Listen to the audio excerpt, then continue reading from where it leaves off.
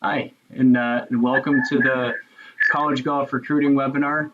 My name is Chris Hart. I run Next Gen Golf. We're a subsidiary of the PGA of America, and also run the National High School Golf Association. I'm joined here today by my colleague, Chris Noble, who is the manager of the NHSGA. And, we're really excited and thankful to be hosting this event. It's pretty cool and really special. We're proud of the group that we have and very thankful for you to come on here, listen to us today and join us for this awesome event. I'm really thankful for the speakers we have, who have volunteered their time and sharing some of their resources. It's just amazing how in a time of so much bad in the world, that we can all come together and create something really special. So I'm really, again, thankful for our team, for the PGA of America, the New England PGA, for taking their part, all of our partners, the speakers, Brendan, Ryan, and others who have really helped make this a special event. So I wanted to kick it over to Alan Belden. He's the PGA professional at Worcester Country Club in Worcester, Massachusetts, and the president of the New England PGA, who will get us started today. Thank you, Chris. On behalf of the New England PGA, we're very thankful for you to set this up. With thanks to the National High School Golf Association and Next Gen Golf for organizing this. So I know that navigating the recruiting time and playing college sports can be stressful for many. My daughter Madeline is just completing her senior year at Holy Cross and was fortunate enough to play college golf there. And I think it's, obviously leaning on the very illustrious group that you have here for their expertise and guidance will certainly be helpful. I think that, making contact with coaches and doing visits, I think, Madeline swore that she was not going to go to school here close to home. And once she spent some time on campus, it just felt right. And I think that that's true for a lot of people once they have contact with the coaches and some of the fellow players.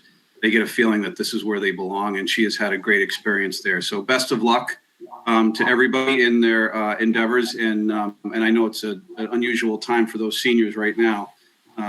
But this will pass, and we'll all be playing golf again very soon. So thanks again for allowing me to speak, Chris. Thanks again for organizing this, and best of luck to everybody. Chris, back to you. Thanks. Great. Thanks, Alan. And one of the things that, we're appreciative of everything, with the PGA of America and Alan and their team. This event, again, is put on all by, volunteers in our time. And one of the things that we'll be supporting tonight is the Golf Industry Relief Fund. It's an emergency relief fund that's out there for anybody. So if you know someone who's struggling at a golf course, they can apply for relief. And if you love the game of golf and, care to give, anything small or large, I know the PGA of America, but more importantly, the golf industry, we've all rallied together to have a great cause, and feel free to donate anything small or large if you feel the need. You can go to relief.golf to do that. But we're really looking forward to get started. We're starting on a really high note. We have two awesome people here. So Jennifer Kupcho, who many of you plays on the LPGA Tour. She won wire to wire the NCAA Championship. Was the winner of the Augusta National Women's Amateur, the inaugural one, and obviously a well-known face. And played golf at Wake Forest not too long ago. And if you look back 5 or 6 years, she was going through this process, and going through a process with a coach is a lot easier and more helpful than just doing it alone. So Ed Oldham was Jennifer's coach growing up. They went through this recruiting process together, and Ed's a PGA professional in Colorado, has many accolades and awards, one of the best teachers in Colorado. And Jennifer and Ed, I'll turn it over to you, but we'll be having a discussion about what it's like in that recruiting process from someone who went to Wake Forest, now is on the LPGA Tour, and it'd be a pretty cool story. So I'll turn it over to you and Ed, Jennifer, but thanks again for taking part in this. All right. Thanks, Chris. Yeah, Hey, I see, Jennifer, I see the LPGA is planning on getting started in mid-July. Are you excited? Yes, I am. Ready to get back to the competition. Yeah, I'll bet. So let's talk about college stuff. So why did you pick Wake Forest over other colleges? And what did you consider? What did you look at? Yeah, well, I looked at kind of colleges all across the country. I narrowed it down to like 5, and Wake Forest was clear across the country, and everything else was Colorado and Kansas area. So really just like looking at it and seeing the difference in climate. So like I could go and play at Wake Forest all year round versus it's snowy in Colorado and Kansas during the winter. So that was one of the biggest things. And then just in general, Wake Forest was a small school, and I grew up and went to high school at my graduating class was 84. So to go to a smaller college was definitely like a priority for me just because I was not used to having a bunch of people. And it was also obviously a bonus for Wake Forest to be so great at golf and have such a good history in golf with Arnold Palmer and a bunch of other famous players go there. And a pretty good schedule and a pretty good location and a pretty nice practice facility. That practice facility is awesome. Yeah, that was definitely a big thing. The practice facility being on campus. I mean, I went and visited like I think almost 10 colleges, and a bunch of colleges have their practice facilities 30 minutes away, which you don't realize it until you get to school how big of a deal that is, but you're on a time crunch for everything as a student athlete. So how important, how involved were your parents in the recruiting process? I mean, really, I never would have gone to Wake Forest if it hadn't been for my parents. I remember you got off the phone with me that Wake Forest had just called you and was interested, and the first words out of my mouth were, "What's Wake Forest? Where's that?" So my parents definitely had to explain that to me, and obviously once I realized how great it was, that was definitely a big thing. And they were there. They've been there all along for me, always supporting me at golf tournaments and pretty much everything golf and everything. Like they were always there. So it was really important for them to help me through it. So you played on the Curtis Cup. I went and watched, and great event. But I was walking around the golf course with Diane Daly, and she was telling me the story of how you ended up on her radar screen. So she was at the U.S. Junior, and I think it was during a practice round, and she was actually leaving the golf course, and she stopped to let a group hit tee shots, and she heard the sound of your tee shot and your golf ball, and she immediately picked up the phone and called Kevin Diaz and said, "Who is this girl? We need to find out." And Yeah. I thought that was a cool story. Yeah. So how important is it to have a top PGA coach in your journey, and how does having a good coach help you to prepare for college golf? I mean, it was definitely very important. Obviously, I know we always talked about goals and everything, and I remember you always used to tell me as I was growing up and being the best in Colorado, once I finally got to be the best in Colorado, then you changed the whole goal from, well, why don't we become the best in the nation? And then or in the country. And then once I became that, then you said, why don't we become the best in the world? So I think it's just like, it's as easy as that, right? Yeah, okay, just do it. And I think that's like the biggest thing is you really like broke down everything in smaller goals and like didn't let me realize what you were building to. And I think that's what I needed because coming out of Colorado, like there's not a whole lot of super good golfers coming out of Colorado. So I was like not really on the radar of anything. So just to kind of lean on you and my parents and my brother, I mean, I had to so that I could get to where I am now. So what advice would you give a junior girl golfer and her parents just kind of starting this whole process right now? I would say one of the biggest things is take your time. I know college coaches always tell athletes like, "Hey, I need a commitment now," or "I need this now."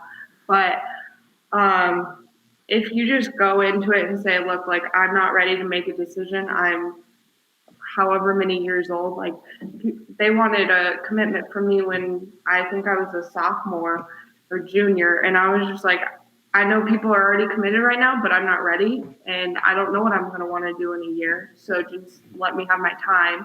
And if the program really wants you and you're really a good fit for them, then they're gonna wait for you. So I think that's one of the biggest things is to just wait because yeah, you can always transfer if it doesn't fit, but it's better to have all your friends and everything at like the whole 4 years instead of just transferring after freshman year.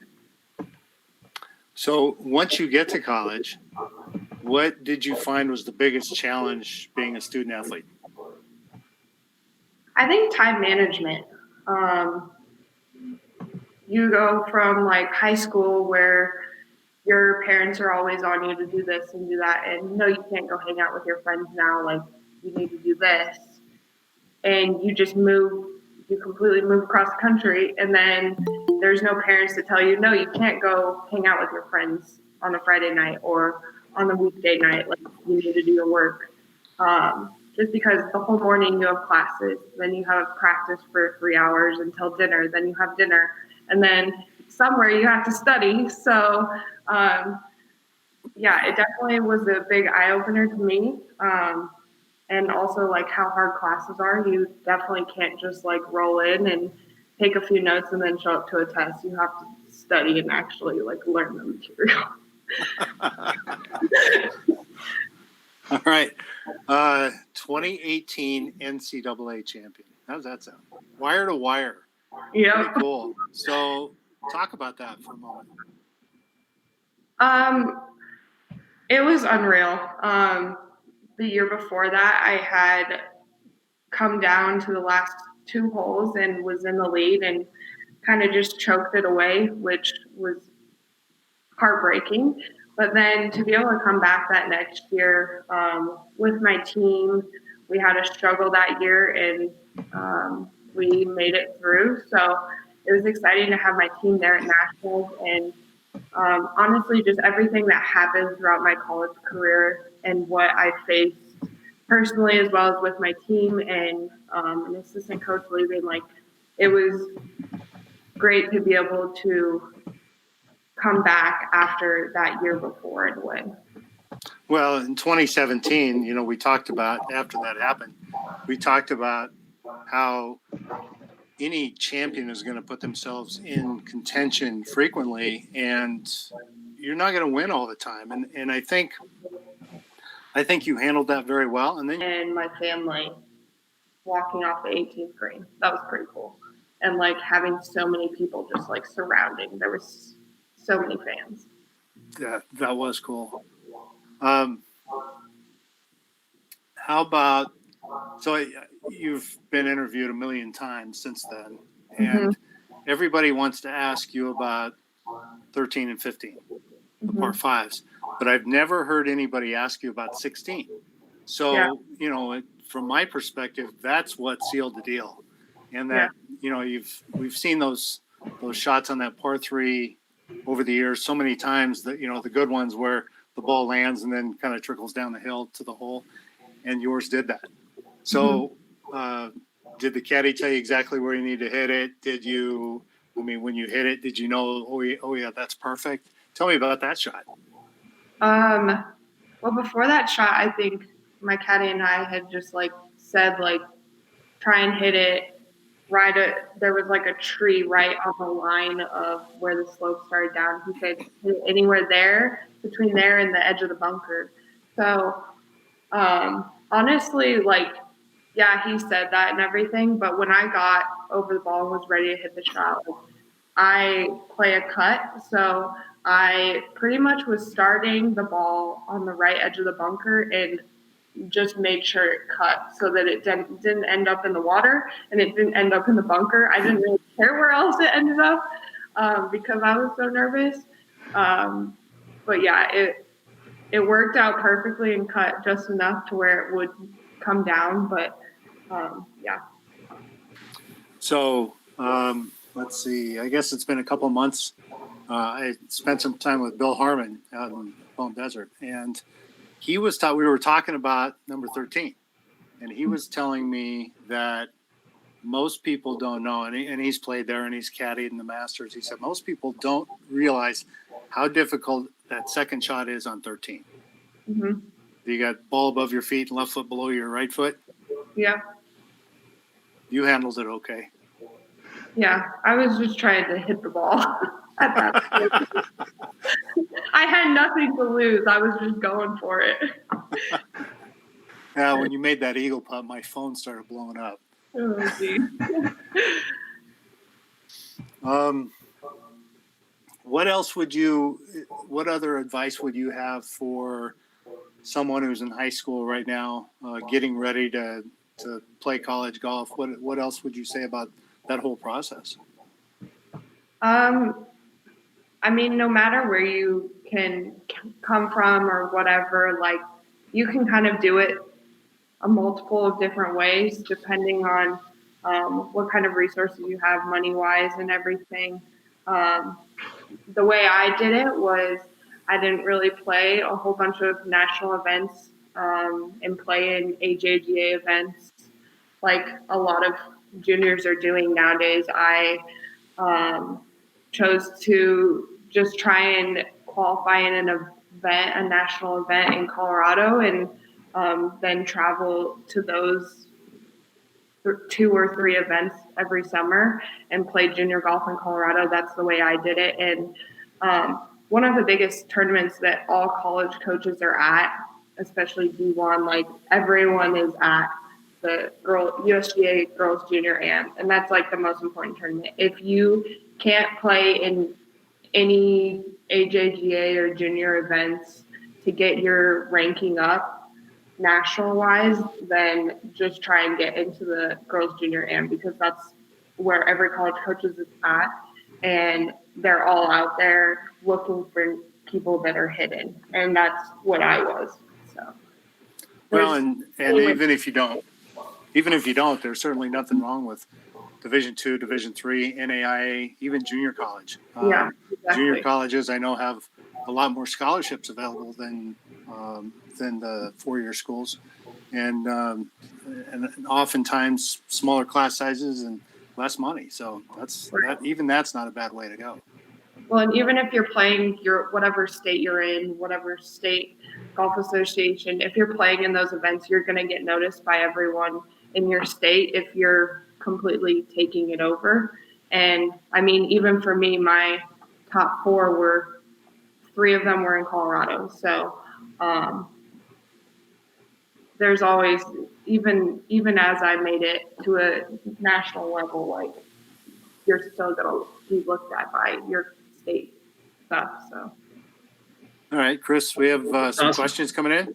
Absolutely, yeah. And Jennifer, Ed, can't thank you guys enough for joining in, and everyone for those of you who maybe just joined us, please feel free to use the chat function in YouTube or visit us at highschoolgolf.org and feel free to type your questions in there.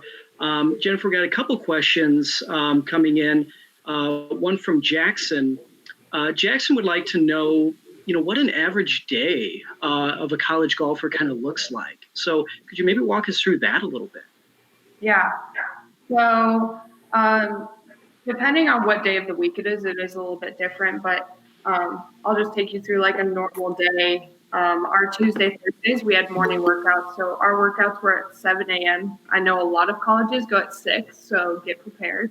But workouts, and then you have classes. You have to go and take classes and probably until like 1 or 2. And then generally your college coach will have you either go play or be a qualifying or something like that. Or you go in just practice for 2 to 3 hours, depends how long it takes you to get through most of your drills. College coaches tend to have a bunch of drills set up, and you have to get through those before you can leave.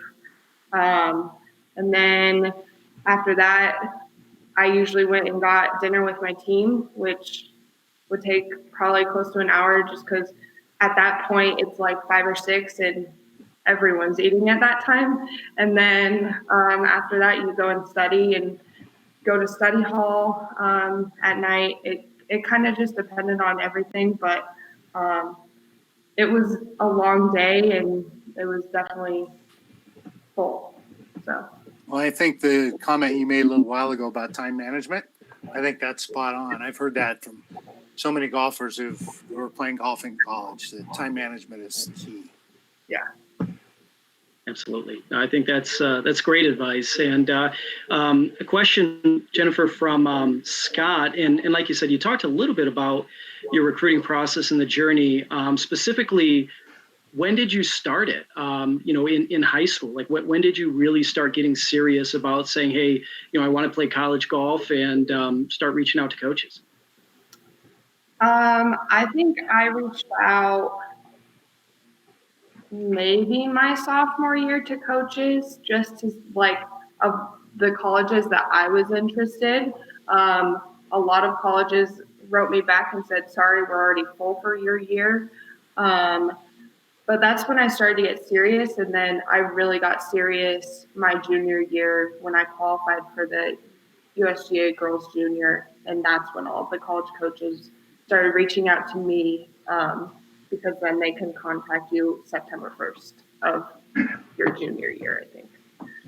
I think that's the rule.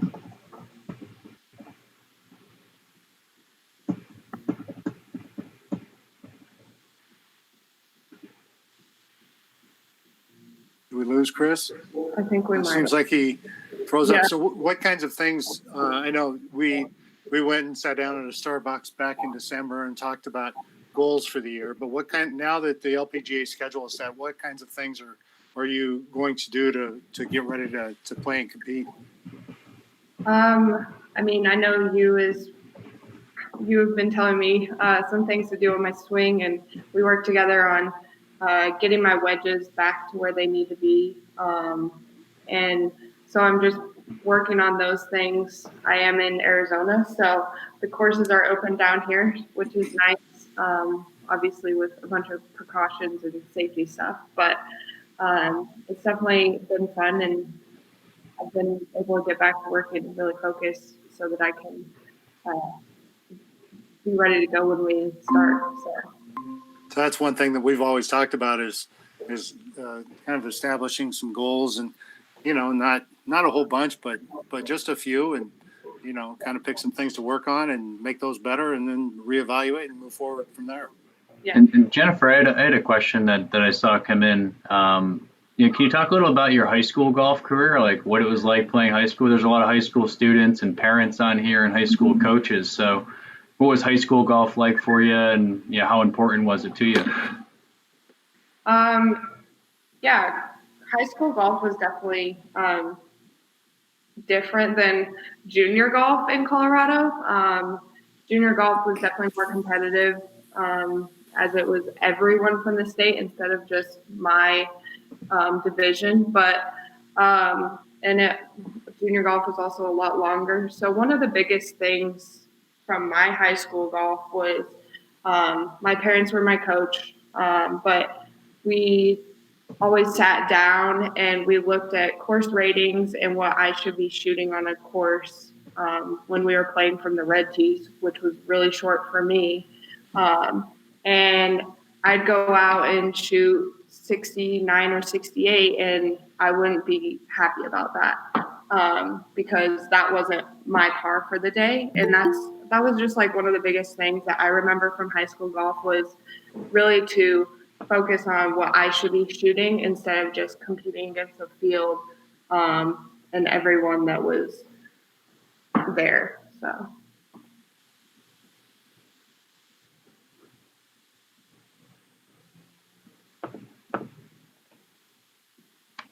Perfect. Chris, any more questions that came in? Great advice. Yeah. And Jennifer, just a few others.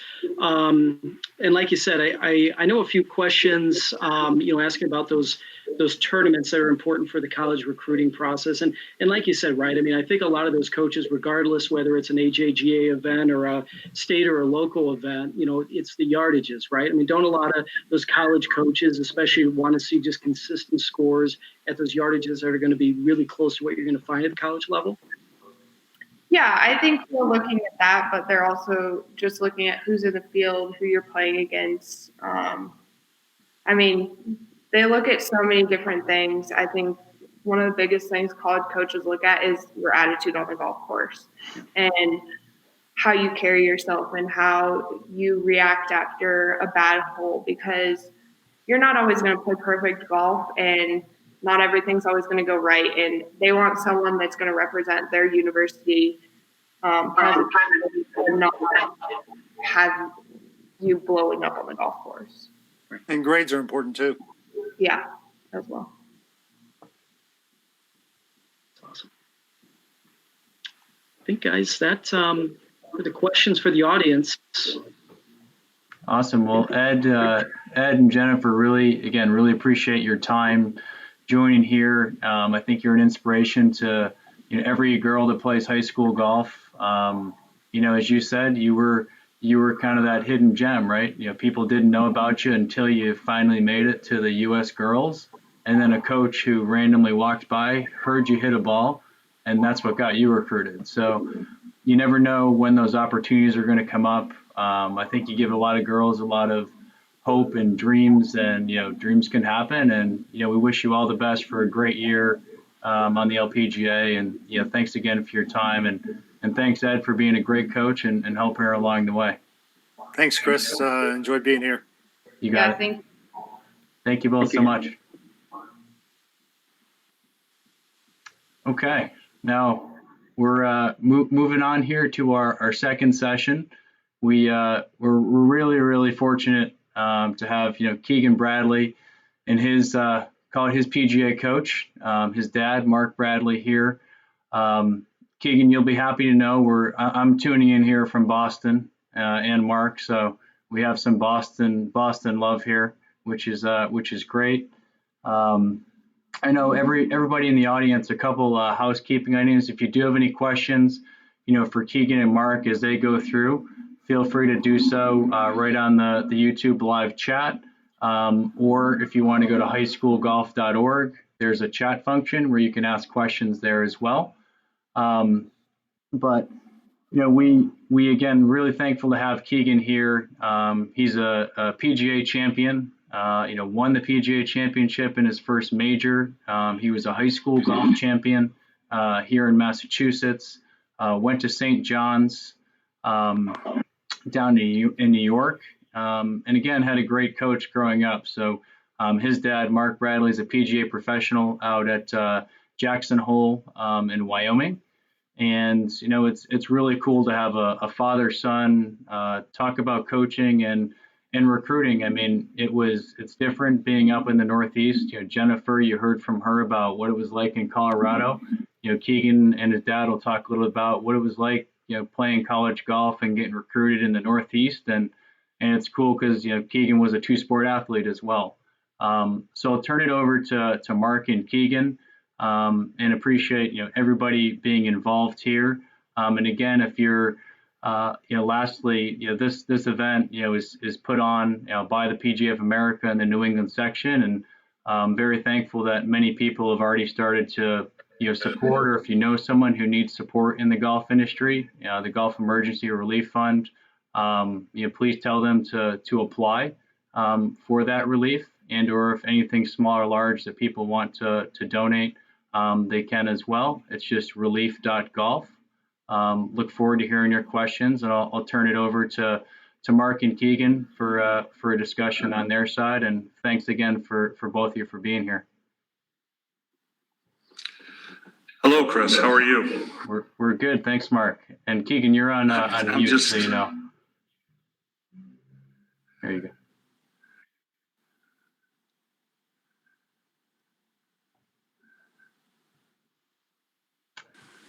There we go. All right. Awesome.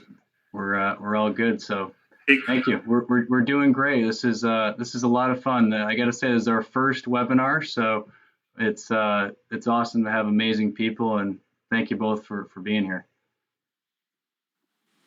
well, thank you for inviting us.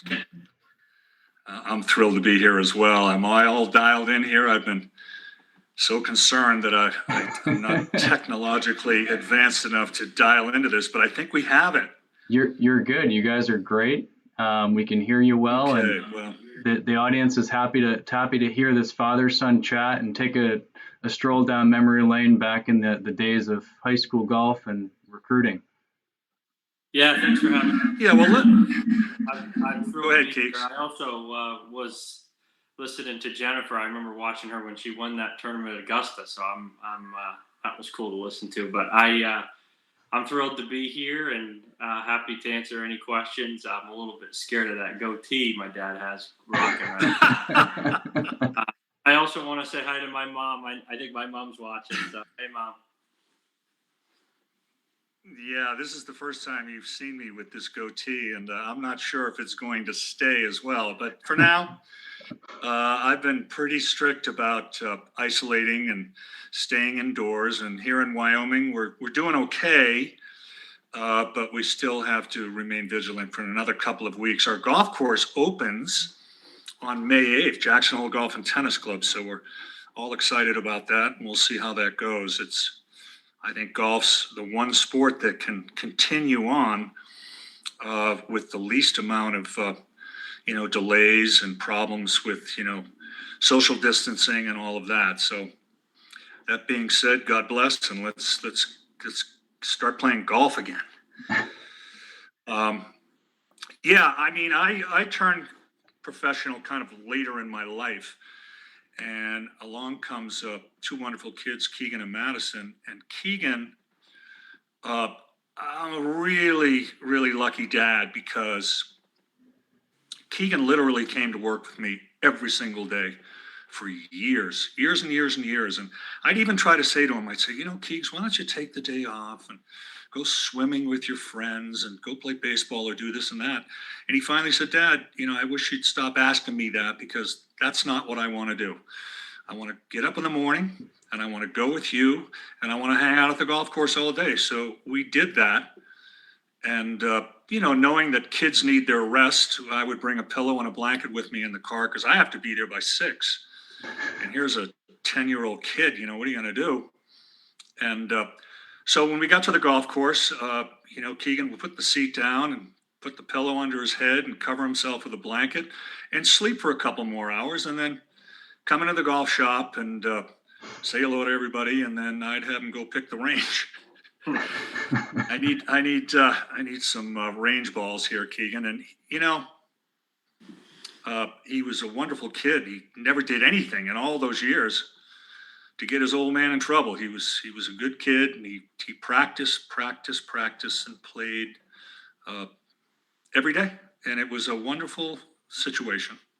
Yeah, I think what my experience is a lot different than a lot of kids because I especially young tour players that I see now where they were kind of forced into the game or their parents would drop them off at the range and make them hit balls, which we all know is no fun. And I think what my parents did for me was the golf course was a place that was fun for me. It wasn't just golf. I would go fish in the ponds or I would pick the range, which when you're 12 years old is like the coolest thing ever, or parking the carts or, something like that, or even just hanging out with the other assistant pros or hanging out with the cart guys. And the golf course became my place of fun or my place of, where I went and I couldn't wait to get there.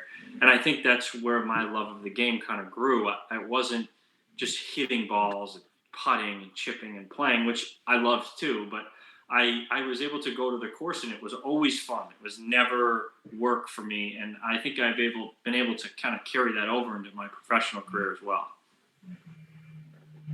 Yeah, one of my fondest memories, I was teaching a lesson. And, like Keegan said, he not only played and practiced and did that, we had this pond at our golf course and there was big fish in it. And he went down there and he caught the biggest bass. And he ran up the hill with it wrapped up in his shirt. He's cradling it, and he brings it over. He goes, "Dad, look at this." And I was blown away because I'm a big fisherman as well. And then, Keegan ran back down the hill and put the fish back in the water, and it swam away. So those are memories that I won't forget. And, going out in the evening and teeing it up and just being together. And like I said, Keegan was a good kid. He knew that his old man was the head pro, and he had to, he was being probably watched more than others. And I would say this to parents out there, your kids, if you're not a golf professional, it's tough. How do you get them to the golf course? How do you give them, that arena to practice in? And I would say this, that, you got to get them to the course and drop them off and let them go practice and play. But I would say this, make sure your kids know that they can't, go in the pro shop and hang out there all day and just, they have to just be good kids and let the staff do their job. And if you do that, it'll be a wonderful environment for them to, again, be around the wonderful game of golf and practice and play. And I can tell you that's what needs to happen, and Keegan did that. I never had to say, "Hey, get out of the shop and go hit balls." I didn't have to do that because he had such love of the game, such desire for the game. So parents, drop your kids off, but let them know, have fun, but just, don't hang out in the pro shop. Get out there on the driving range, get out there on the practice screen, get out there on the golf course.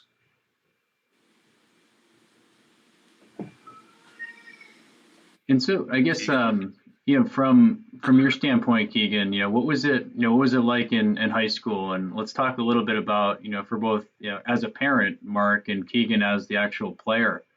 Let's talk about recruiting. I mean, because, playing in the Northeast is a little different than being a kid in Texas or Florida or California, where a lot of coaches are. And I'd love to hear about your experience, playing as a junior golfer, high school golfer, and what that recruiting process was like, and ultimately why you chose, St. John's.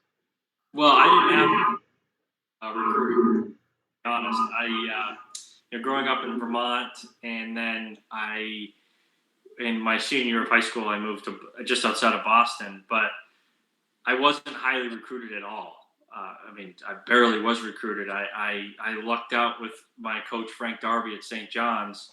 He found me, and I had some minor interest in some schools. At URI was one of them, but I didn't have any big name. I'd get some letters here and there, but they would never follow up. But Coach Darby was very aggressive, and he offered me a full scholarship. And it was like one of those moments where we're sitting at the dinner, and he offered a full scholarship. You got to act calm and cool, but I was just so freaking out. I couldn't believe it. And, I would have gone anywhere for a full scholarship. That was kind of that was the thing we wanted the most. And I always tell people that of course there is the route to play college golf to the professional level that the blue chip guys do. They play AJGA, and then they play this national tournament, and then they go on and they play for Georgia or Florida, and then they go from there and play the PGA Tour. But I can't tell you how many guys don't have that route, and I'm one of them. I grew up in Vermont. I won tons of tournaments, but never got the looks that I wanted, and never got the opportunity to get recruited. And when I look back on it, I'm so thankful because I was able to go to St. John's. I was the best player from my freshman year to my senior year, and I was able to play every tournament that St. John's played in my 4 years. I don't think I would have been successful at a school where I might have been going to a Georgia or Florida where they got 5 juniors and seniors that are borderline tour ready, and I would have had to sit and not play. I don't think that would have worked for me. And my coach, Frank Darby, he fed into our love of the game in letting us go play and letting us have little, matches amongst the team. And he would, say, okay, most birdies today gets this. And I met some of my best friends on that St. John's team. And I look back at my career of things that didn't go the way I wanted to. And now I look back at them and thinking they went absolutely perfectly. Any other way, any other letter from Florida that maybe would have said, all right, we'll let you come for this deal, which is way less. And I would have been like, man, that sounds incredible. Let me go there. I don't know if I'm where I am right now. So I always tell kids that you don't need to go to Floridas and Georgias. All those guys that went there they got jobs somewhere else. They don't play on the tour. So I always stress to people that that's so important to know that that's not the one route to take, even if it's just to play at the college level. You can play. There's so many little schools that it's just so fun. It's lighter even too, because you're at these big schools. You got to go perform. You got to go qualify. And I just fell into a perfect position. Yeah, I want to buttress what Keegan just said because, St. John's was the perfect place for Keegan. And to this day, like he said, his best friends were all on that team, and they're still an arm's length from each other at all times. So that's a wonderful situation. He got introduced to New York City, that whole scene there, sneaking on Bethpage and doing all the things that you had to do to practice and play and hitting balls inside and all of that. When Keegan was very, very young, and his mother has a piece of artwork that Keegan did in like the first grade, and it's a golfer, and it said, what do you want to be when you grow up? I want to be a PGA Tour player. And, the G's backwards. And, he's a little kid. And so since day one, that's all Keegan wanted to do was play on the PGA Tour. And I remember saying to him, probably when he was about 14 or so, I said, let's not put the cart in front of the horse here. I know you want to play on tour, and that's fabulous. And that's your goal, and that's where you're headed. But let's not put the cart in front of the horse. How about you go and play college golf and, help out your mom and dad, get a scholarship if that's something you can do. And to this day, and I can see it in my mind's eye right now, I remember, sitting in our apartment in Hopkinton, Massachusetts, when Keegan got the call from Coach Darby and St. John's that said, we'd like you to sign with us. And it was a special moment. It was the moment when, my request for Keegan to go to play college golf came to fruition. And then I'm even more thrilled that, I had people come up and go, oh, you're leaving money on the table, and let Keegan go play tour golf. And he could have if he wanted to, but he didn't want to. He stayed. He got his degree. And even though, I don't know if this is great advice, but Keegan didn't have a plan B. He was going to play professional golf, and that's it. But to get the degree, to complete the cycle, and to finish what you started and all of that. And then, he played D1 golf in the Met section of the PGA with some of the greatest courses. It was the perfect setup for Keegan. And that's what he just said right there. And that's neat.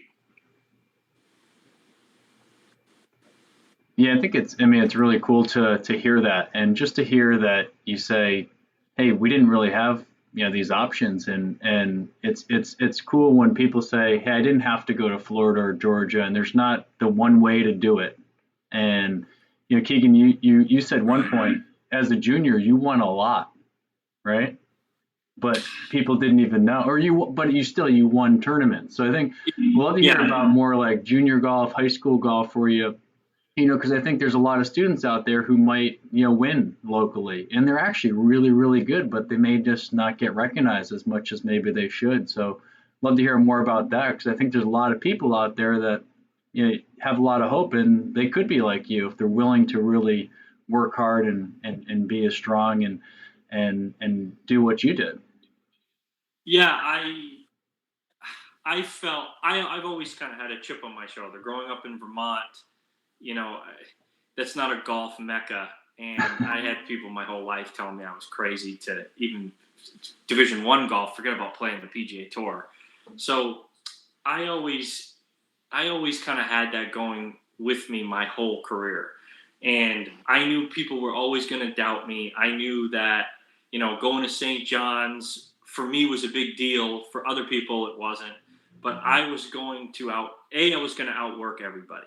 That was going to be number one, and I still do that today. I never felt like I had the talent that I couldn't just coast on. I felt like I was giving up 5 months a year, basically six, maybe even 6 of no golf. So I had to make that up when I turned pro, and B, I kind of had to get this attitude about me where like I was like everybody's against me here. This whole field on the Hooters tour, they don't want it as bad as I do. They haven't dreamt of this their whole life. They're taking this more as like this is just the Hooters tour, this is let's go have fun. I was like, okay, I have to make $2,000 this week in order to not lose money at the event. So I had to come in about 15th every week in order to not lose money.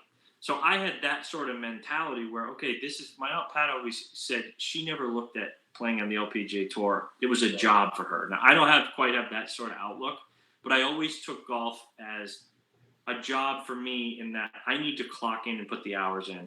And I knew growing up in Vermont, and I'd go out and, you win the Vermont, whatever, junior. It's a big deal for us, but for Florida and Georgia, and they don't care. They look at us as, that's not a big deal. So I had to kind of take that mentality with me, and I actually enjoyed it. I loved it. Like I loved playing on the Hooters tour and seeing a guy that went to Florida had a Walker Cup bag or had, a Team USA bag and beating them.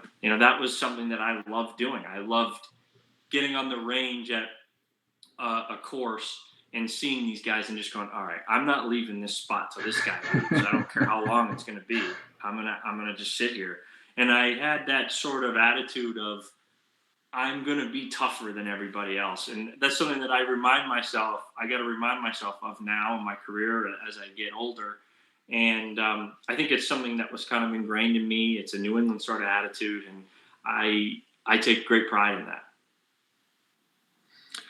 Yeah, what I would add to that is, if there's college coaches out there listening in and whatnot, there was a blue chip player out of Woodstock, Vermont, Keegan. And, like Keegan said, there's a lot of people that just didn't even give him a fair shake or a fair look. And he's turned that into a positive.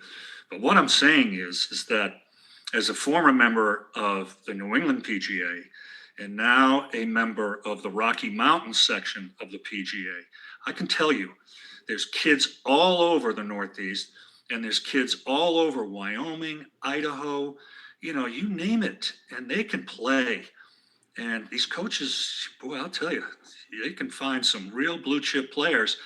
And so give these kids that are in the smaller markets and give them a chance. And you won't be let down because they're going to have the same attitude as Keegan. They're going to go out there and say, you know what, I can play with you, and I'm going to prove it. And that's what happened with Keegan. And I think it can happen to a lot of you kids out there that are living in the country. And, but you got to do what Keegan did. And that's, you got to work really, really hard and spend 2/3 of your time on your short game and just, put in the time and the effort. And when Keegan says he doesn't have talent, I as his dad, I don't agree with that because I think he's got plenty of talent, but that's just the way he is. He just feels like if he takes a couple of days off from golf, it was like Hogan. Hogan felt like, he was starting all over again. And I know Keegan sometimes feels that way, but he loves to practice. He loves to play. And, look where it's led him to. And his mom and dad were thrilled.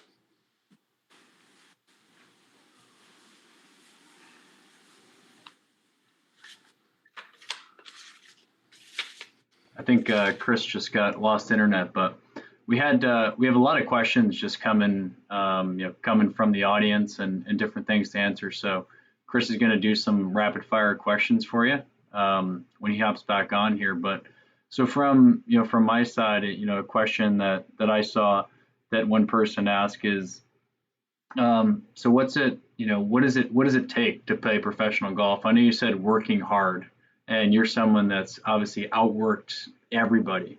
But, if you're a junior, you're a high school kid right now, and you said, if I were to give you one piece of advice to to go to college or play college golf? What would it be besides working hard? Well, you really need to find a good coach. And a good coach doesn't mean Butch Harmon or a big name. You got to find a coach that's good for you. You need to find a guy that can help you improve, not just with your golf swing, but ways to practice. I wish I knew. I have a coach now. His name's Darren May, and we are very specific with our practice. We have a plan, and we practice a lot more like we play. I had the mentality when I was younger on the mini tours, and is okay. I got to practice for this many hours, and I got to hit or putt. Now I have yardage bands that I'll do, or I'll I have different putting routines where I have to make this many putts. I go through a full routine. I don't just whack putts. And I feel like if younger kids could get into this, it takes a lot of discipline because it can be tedious, but practice more efficiently. And you hear Tom Brady, you hear Michael Jordan, all these guys talk about how hard they practice and how focused they are. And it's hard when you're younger to do that, but it depends. If you want to be a PGA Tour pro, you need to really be at a high focus at a high level when you're younger, working and practicing efficiently. And I find so often that kids are getting very technical with their swing, and with TrackMan and stuff, it's easy to go down that road. But a good coach that can not only help you improve, but help you mentally, help you course strategy, help you with travel, help you with being away from going to college, and I think that can really help you improve. Cool. That's awesome. I may just chime in. If I may chime in on that, this is a message to the parents out there. One of the things I'm most proud of is I think I kept golf fun for Keegan, always fun. I gave him a good grip too. You got to have that good grip. And so what I'm saying is that, here I am, I'm a PGA golf professional. And sometimes I think part of Keegan's success is what I didn't say. I'm not going to just tell him to try this and do that just to say something. And I think there were times he's going, come on, Dad, give me something. But, I just felt like I'd rather help him with his grip and, how to hit that shot and this shot, but keep it fun. And certainly, don't say anything that might be wrong.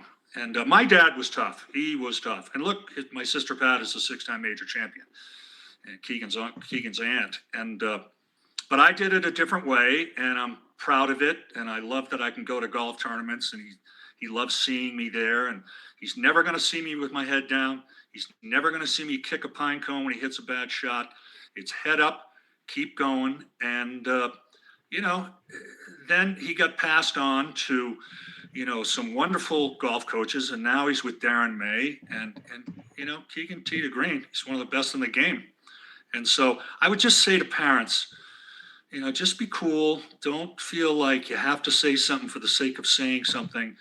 And just give them access. Get them the opportunity to go and do the practice and the play that it requires to play college golf. That's awesome. Great advice. And Keegan, Mark, we have about 5 minutes left. Ton of questions coming through, so we're going to do a little bit of rapid fire, if that's okay with you guys. Yeah, go with Keegan on this. So first question. Okay. Keegan, good question for you. You mentioned earlier about smaller schools, right? Colleges. Question from Harry here.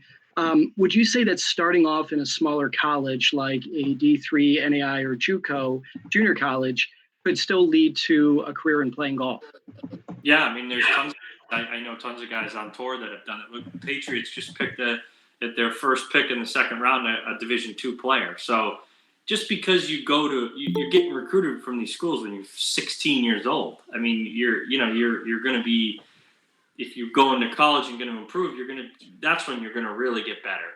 And yeah, I think personally, you should go to a school where you're going to play right away at every level. I think that sitting there and not playing is doing you no good.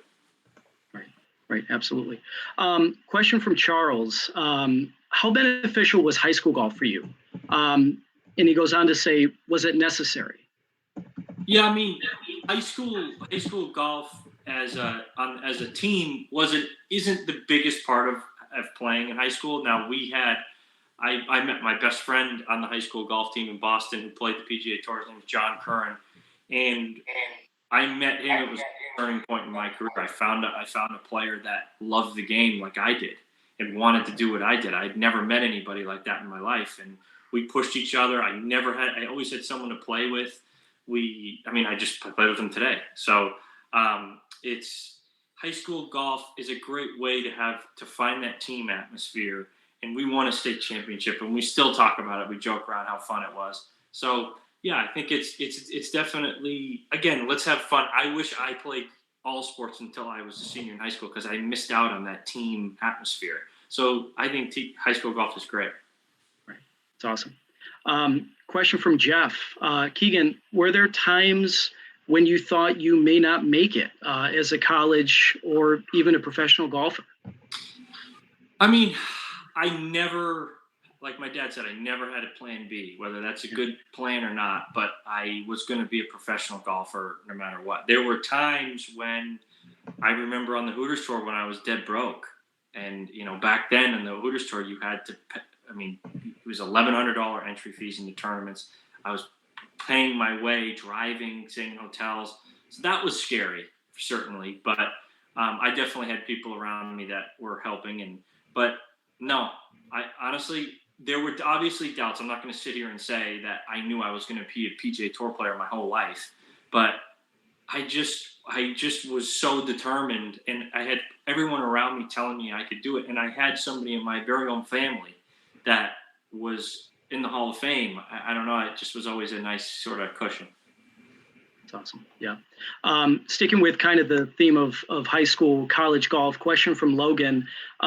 Keegan, what was your average score during your high school career? And then he goes on to your college career as well. So I'm trying to remember 9-hole matches in college, and we had a stroke average. I think it was around 35. Might have been because we wouldn't play the blue tees or the back tees. I think it was like high 34s. We actually had John Curran was our number one player. He went to Vanderbilt in full scholarship. I was a number 2 player, went to St. John's, and our number 3 player was a girl named Kim Donovan who went to Duke, which is the best women's. So our team was. I think our high school team was better than my freshman year college team. So it was a unique situation. It's awesome. Yeah. Good question. I think for both Keegan yourself and your dad as well, Mark. Question from Nate and Shelley. As a PGA member and a dad of an aspiring college golfer, how did you guys manage the father-son relationship versus the coach-student relationship? I mean, I don't ever remember a weird time of anything like that. It was always super supportive. It was always there. Honestly, I can't remember one time of it being like, oh, you played so bad. Like I hear these stories that of other players. I even see it on the PGA Tour today. I've played with players that are getting yelled at by their parents for playing poorly, and it's mind blowing to me. I never remember having one incident where anything like that happened. Maybe when I was younger, if I got upset on the course or something along that line of maybe not acting the right way, then certainly that would have been the case. But I don't remember anything like that. Yeah, there was never a discouraging word between Keegan and his mother, Kay, and me. Never. And, if I saw Keegan go out and have a bad day, it never dawned on me to get upset with him. Did I get upset with a game of golf? Yes. I'd go, this game is so tough. And it's, but it never dawned on me to get upset with Keegan because I know how hard the game is. And his mother does too. And no, it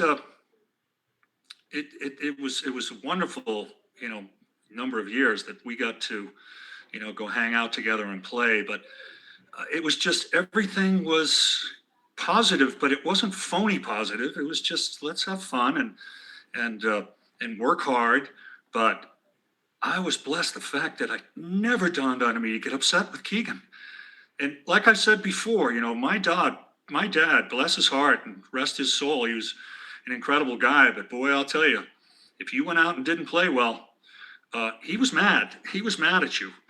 And I just realized as I matured that that was my education. That was, that's not the way I'm going to do it. And so I didn't, and Kay didn't, and it's, we're at where we're at now, and it's all wonderful. Awesome. Well, this, guys, this was a great discussion. I mean, really cool to hear, father son and just talking about junior golf and high school golf. I think there's a lot of really good lessons here for parents, who are listening. Have fun. Your kids got to work hard, drop them off at the course, but they gotta go there and practice and have fun. I mean, that's what my parents did. They dropped me off at the course, and that made it fun for me. So I think it's really important. Some of the messages that you shared. Really thankful that you both could join us today, and it was just an awesome discussion. And go St. John's. I guess Herb and Buddy, who are on here right now, you missed out on Keegan. You could have gone to Kent State or could have gone to Florida, but St. John's picked him up. So And thanks. if I may jump in here, Keegan was just inducted. Keegan was just inducted into the St. John's Sports Athletic Hall of Fame, and I know he's really proud of it, and we're all really proud of him. So it's a cool thing. Well, that's awesome. Congrats, Keegan. Yeah. Congrats. Thanks. It's pretty cool. Our next session is Hall of Fame coaches, and there's 3 of them on here, so it's pretty cool. But yeah, thank you guys again. Really appreciate your time, and I know the crowd at home really appreciates it as well. And good luck. Hopefully the tour gets back going here soon enough. Thank you. Bye, Mike. Thanks, everybody. Thanks, guys. Thank you. Thanks so much. Okay. Well, that was an awesome discussion. With Keegan and Mark Bradley. I hope you all enjoyed it. Sorry if your questions didn't get answered. We had a lot of questions, and we're trying to fit a lot in here in a short period of time. Just housekeeping for anybody who joined late. If you have any questions, feel free to ask them on the YouTube live link and channel, or go to highschoolgolf.org. There's a live chat feature on High School Golf, and you can ask questions live that we'll be answering as part of the session. But and also, for anybody who also joined late, there's this event. It's all free. It's all volunteer. People are helping out a lot, and a lot of people that love golf. There's a Golf Emergency Relief Fund that was started to help out all the different people who are involved in the golf industry, whether it's caddies or PGA professionals. So if you know someone in golf who is having a hard time right now with the COVID crisis, they can apply for support. Or if you feel the need and want to donate anything small or large, you can just go to relief.golf as well. So our next session, we're really thankful to have some awesome coaches here. So Buddy Alexander and Herb Page, both are retired coaches. Buddy was a coach at the University of Florida, won a couple national championships, was an amazing player himself, had won the U.S. Amateur, and in a similar right, Herb Page did the same at Kent State. Both of them are Hall of Fame coaches, unbelievable people, and do fantastic things in their lives, inside and outside golf. And then Chris Satano as well is going to moderate the panel. She's also a Hall of Fame coach at the junior college level. So she's the women's coach at Seminole State currently. And it's really cool and special to have some amazing coaches on here who can share stories, talk about what it was like from a coach's perspective on the recruiting, and again, answer questions from the audience about coaching and being recruited from some of the top coaches in the country. So I'll turn it over to Krista and her Buddy. And Krista, just so you know, you guys are all muted, so just go off mute, and then you can chat through here.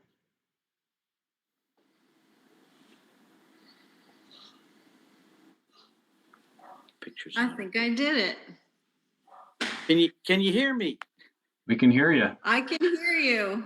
I Okay. can't see anything. I see Buddy. Hi, Buddy. Hey, how are you, Herb? I'm doing great, but I don't see my picture. That's okay. I can just talk.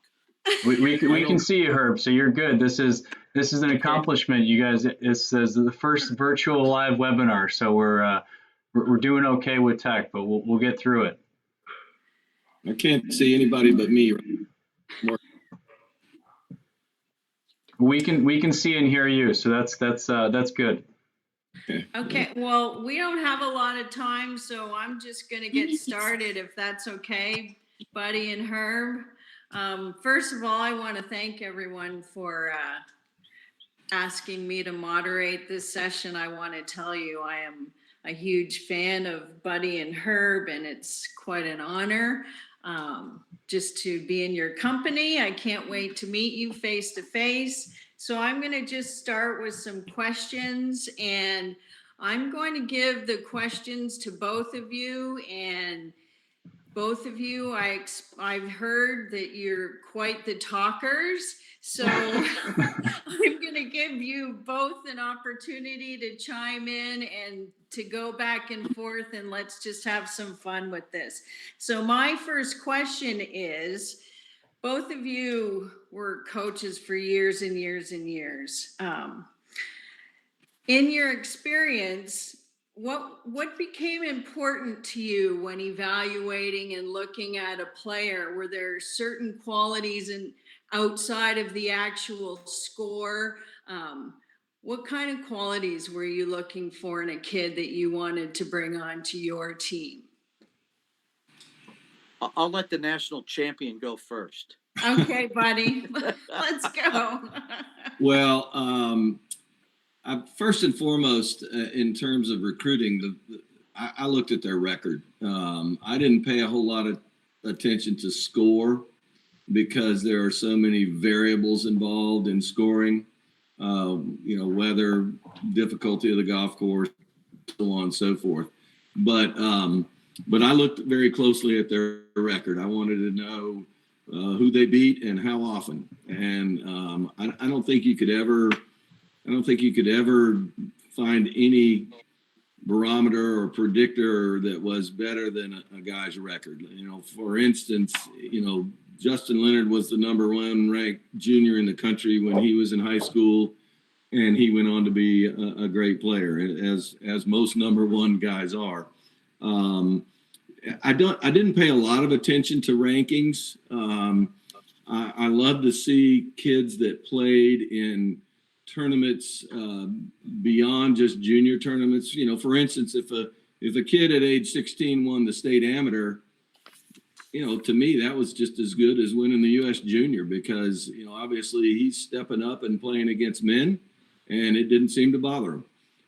So if a guy did some pretty good stuff in amateur golf, that was a feather in his cap for me.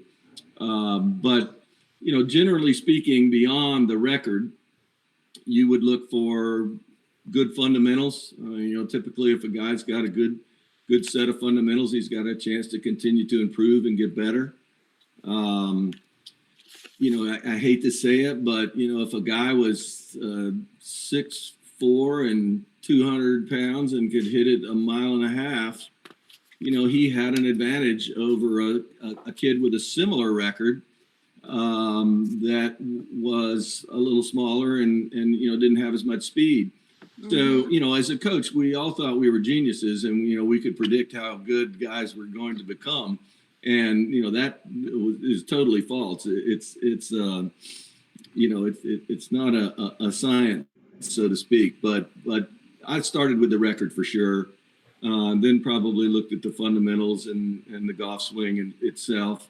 Although, I had a lot of guys that didn't have pretty golf swings that were awfully good players, but that's where I started anyway. Cool. Thank you. Herb, what do you think? I couldn't agree more with Buddy that obviously first thing you look at was the record. But I think Buddy and I were from two generations. Back in the old days, we didn't have all the internet stuff. We'd have to go put our eyes on them. Then you'd have to really research the records. You'd have to call around. We didn't have the resources were not very much. So I'd agree. You want a champion, you want a winner, you want somebody that's got a great record. Who did you beat? That's who we want. And maybe when I started, I probably wasn't recruiting the same type of player that Buddy was.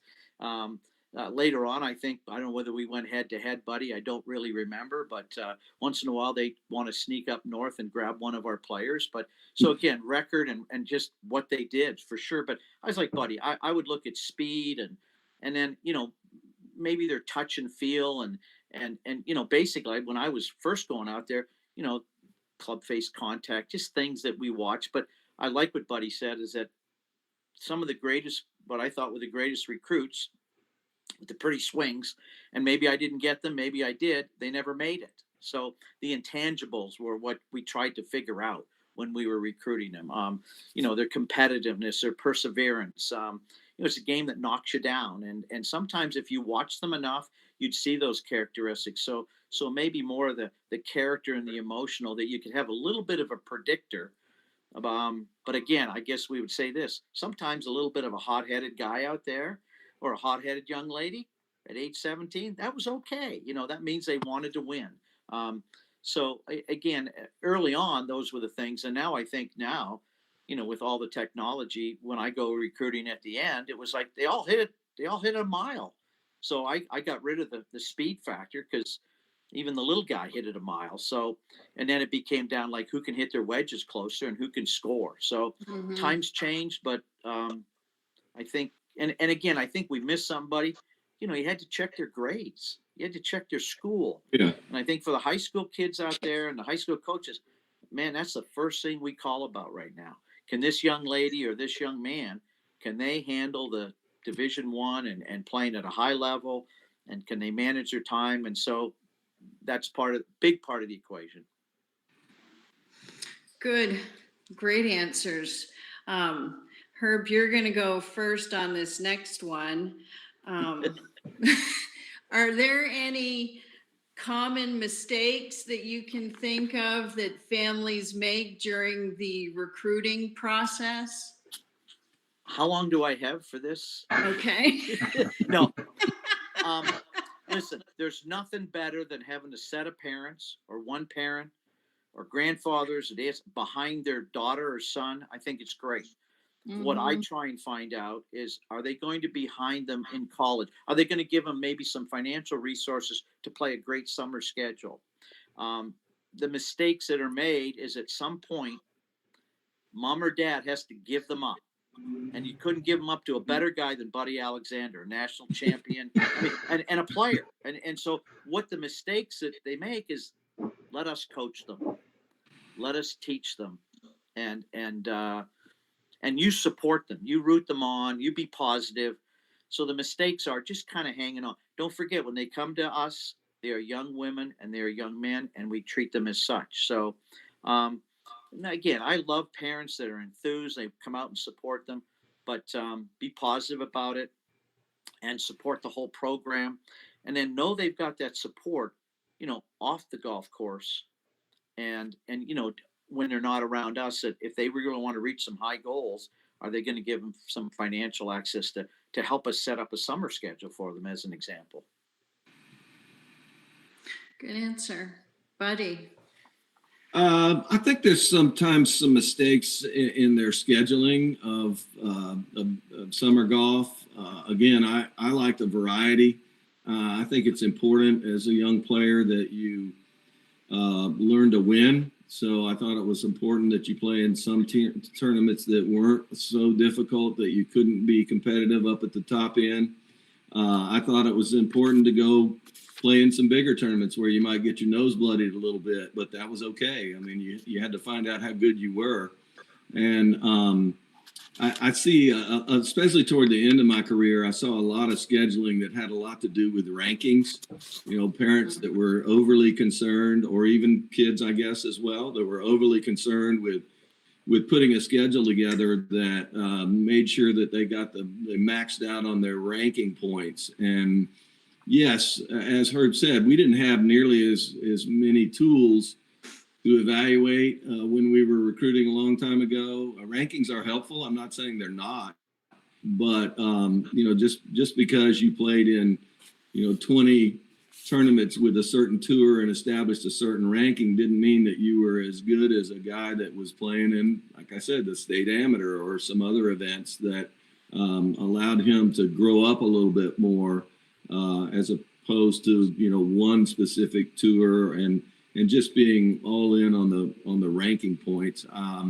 So I'd say a variety of a schedule that gives a guy an opportunity to play against some really good competition, some mediocre competition, and maybe some not so good competition, because you're learning to win's a big part of this thing as well. So that's a mistake that I have seen a lot, especially in recent years since the rankings have come out. Thanks. I know when the season is starting for me, I look at my kids and I evaluate them, and I get a pretty good idea of what I think I can get out of each and every player. One of the greatest feelings I have as a coach is when one of my kids exceeds my expectations. Well, guys, can you think of a player who absolutely came in, exceeded your expectations? And what were some of the intangibles, the qualities that this kid showed you? Well, I had a young man my first year at Florida who attempted to walk on for the team, and he did not make the walk. He did not win the walk-on tournament, and I didn't select him to be a team member. And he was a good athlete. He was a point guard on his high school team. He was a quarterback on his high school football team. So he was a little behind in golf, and he didn't make it. But we had our own university course, and he was out there every day that year. And he got to know the guys on my team, and they would play with him sometimes. And, he just kept working on his game. And when the walk-on tournament rolled around the next year, he won the walk-on tournament. We put him on the team.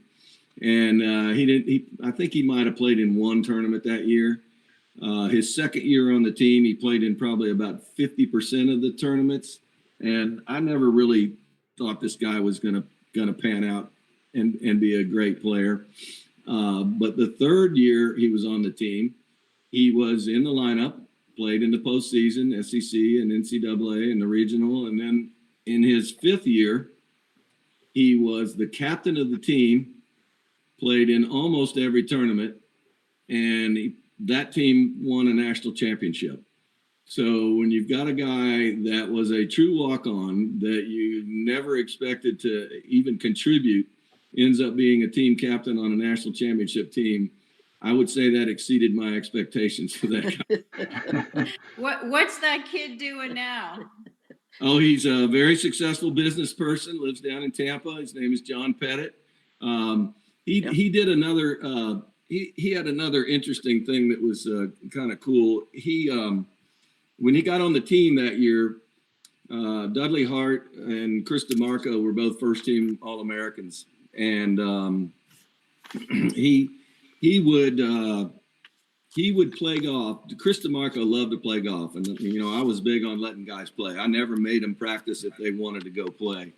So he jumped on Chris DeMarco every day. And I know it's an NCAA violation to gamble, but they played for $5 every day and stroke play. And Chris won $5 from him literally almost every day. And the kids on the team used to give him a bad time about it. And, he'd listen to them, give him a bad time about it, and so on and so forth. And he started getting better and better and better. And they were giving him a bad time about it one day. And he said, "Listen, fellas, you guys might think I'm an idiot, but I get a playing lesson every day from the best college player in the country for $5. And you guys drive to Orlando and, get your lesson from David Ledbetter for $100 for a half an hour. So who's really and truly the idiot here, Awesome. Chris, I don't have that good of a story, but I will tell you that in my career, I would think all my number 5 players, that they're the overachievers. and and the true walk-on. Now they were walk-on recruits, maybe no scholarship. Early on we did have the qualies, as we called them, just to get on. And I just had my whole career, we had great 5 men, and they probably had a chip on their shoulder, and it was the greatest thing to do. And they got on the team, and I call them the overachievers. And out of that group, the walk-on recruits, I've had 3 or 4 All-Americans. It's just crazy. And after we made a really good run, and we didn't win the national championship, really got up high. I got some very highly ranked players, going back to what Buddy's saying. I got the number 2 in the top 20 in the Rolex rankings. Those 2 guys hardly ever played for me. So like Buddy says, the rankings, they can be manipulated. And yet these, I call them my number 5 men, my walk-on recruits. And they were the greatest joy to coach. And at the end of my career, these are the most loyal guys to our program. A lot of them are in the golf business. They just loved the game. They had a passion, and they just were coachable and got better and better. And I call it the chip on their shoulder. And you went a long way with a lot of those young men in our program. And I remember John Pettit. I mean, he by the way, he was good. He was really good. I don't know why you cut him, Buddy, at the beginning. But the point is, I think it's really easy when you get a Ben Curtis. Okay, Ben was pretty good. The reason he won all those tournaments, I was just such a great coach. Well, that's wrong. We just got Ben there, and Buddy had a bunch of them too. So the real joy of coaching was the person you talked about. And unfortunately, or fortunately, we aren't the greatest recruiters in the world sometimes, and we just gave them a chance. And nothing like desire and passion and overachievement in this game. It goes a long way. Do I have time for one more question, or do you guys want to take questions from the audience, or Chris? Whatever you'd like. I'm good either way. All right. Then. Yeah, Krista, if you want to do one more, Krista. Yeah. Okay, cool. Buddy, you're one of the few people in the golf world who's won an NCAA Division I National Championship.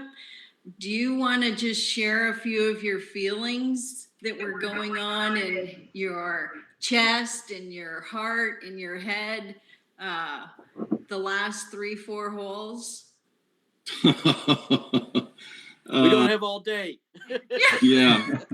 Well, the first one was we won by a shot, and it was stroke play back then, and there were 3 teams that were tied for the lead, standing on the 72nd hole. It was Georgia Tech, North Carolina, and Florida.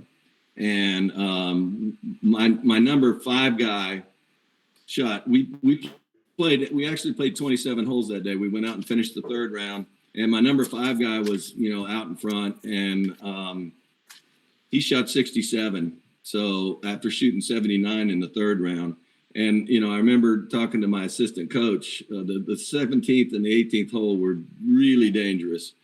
And, I remember talking to him, and I go like, what do you think? You think you should go up there with him, or he's doing pretty well by himself? And I said, no, let him go, man. All we can do is mess him up right now. So we'll just let him go. But back to the last group, it was, Chris Couch was on the last tee for us. David Duval was on the last tee for Georgia Tech, and then a fellow by the name of McAfee for North Carolina, and McAfee hit it in the water. It was a long par 4 with water on the right, and he ended up making a double bogey. And Chris hit a big drive over a set of fairway bunkers into the rough, and Duval hit it into the fairway bunker where he really couldn't get to the green. And so he knocked it out about, 60, 70 yards short of the green. And Chris hit it up on the green about 20 feet past the hole. Very good shot. And Duval left his pitch short of the green. And then he chipped it up about 8 feet. So he had an 8-footer for a bogey. So it was looking pretty good until Chris left his first putt about 3 feet short. and Duval made his 8-footer. So now Chris has got to make a 3-footer to win. And, you know, I'm telling you that it's the most nerve-wracking. It's way harder than trying to make a putt for yourself.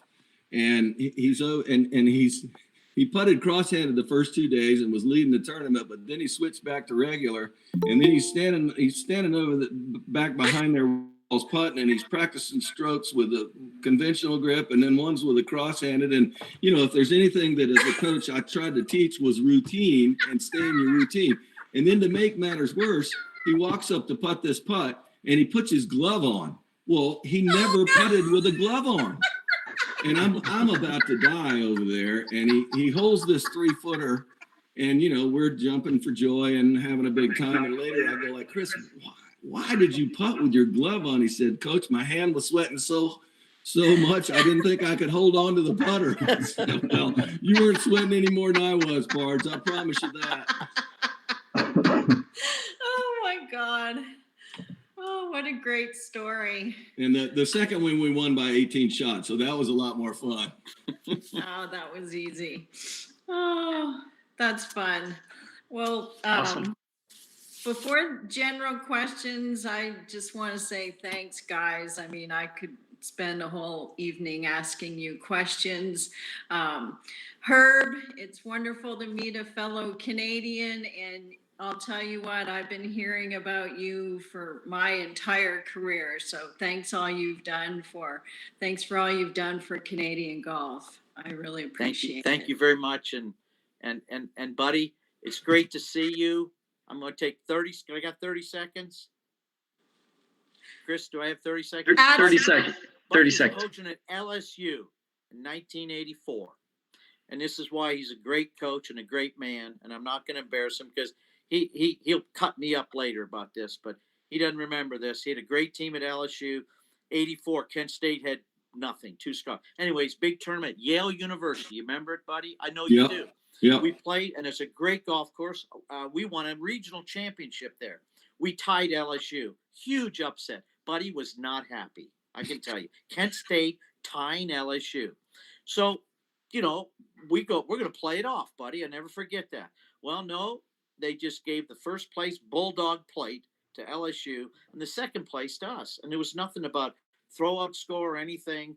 And to this, so Buddy, I'm telling you, even though he's irritated, he went to David Patterson, the Yale coach, and said, no, we play it off or co-champions. Buddy, I appreciate that forever and ever and ever. And we walked away with no plates, and I tied Buddy Alexander in 84. But I'll remember how kind he was, but a great competitor and a great fellow coach. So thanks, sir. You, buddy. Just don't forget that. Just get I think a lot. You're a Tiger. I think the world of you too, by the way. It was a great run. Yes, it was. Awesome. Buddy Herb, can't thank you, and Chris as well, can't thank you three enough for joining us. Just have a couple minutes here, so I'll ask one question across the board. And, you know, again, we have a lot of high school coaches who are joining us here, and I saw that question come up a lot. And the question is, as a high school golf coach, you know, they want to know the best way that they can really get the attention of college golf coaches for their kids. What would you say to them? What can they do to best help their kids, you know, really reach that goal of playing in college? I'll give you a quick answer, if it's okay. By the way, shout out to Mark Menick, Wheeling High School outside of Chicago. I said I'd do that. Great friend of my niece. He's on here. Awesome. But anyways, you know, we look at the record and you know, put them in a good position, give them a good schedule, and put them in a good position to be successul. As a high school coach, get them to the golf course, get them to play golf.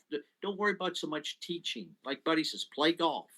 As your high school coach, get them out on a golf course, get some access to a golf course for your players. And for us, if they're good, we'll find them. I mean, in today's modern technology, so, help them prepare a resume, but if they're good, with all the technology, we'll find a player somehow or another. Just be their advocate. Yeah, and if you think as a high school coach that you've truly got a player that's capable of playing Division I golf, don't hesitate to pick up the phone and call a coach that young man might be interested in. For instance, If there's a kid from Herb's area, from Ohio, and he's pretty good, I'm probably not going to know that the University of Florida is his favorite school if it is, So if he's got a favorite school and he's, he got to be realistic. If he's capable of playing wherever it might be, it could be a Division III school. But if the kid's got a favorite school and the coach realistically thinks that he's got a chance to play, there's no reason why they can't pick up the phone and call the coach and say, hey, look, I got a kid from up here in this region. He's not bad. And he loves your school, so just want to let you know about it. And sometimes you find out about kids like that, and it can really help the young man.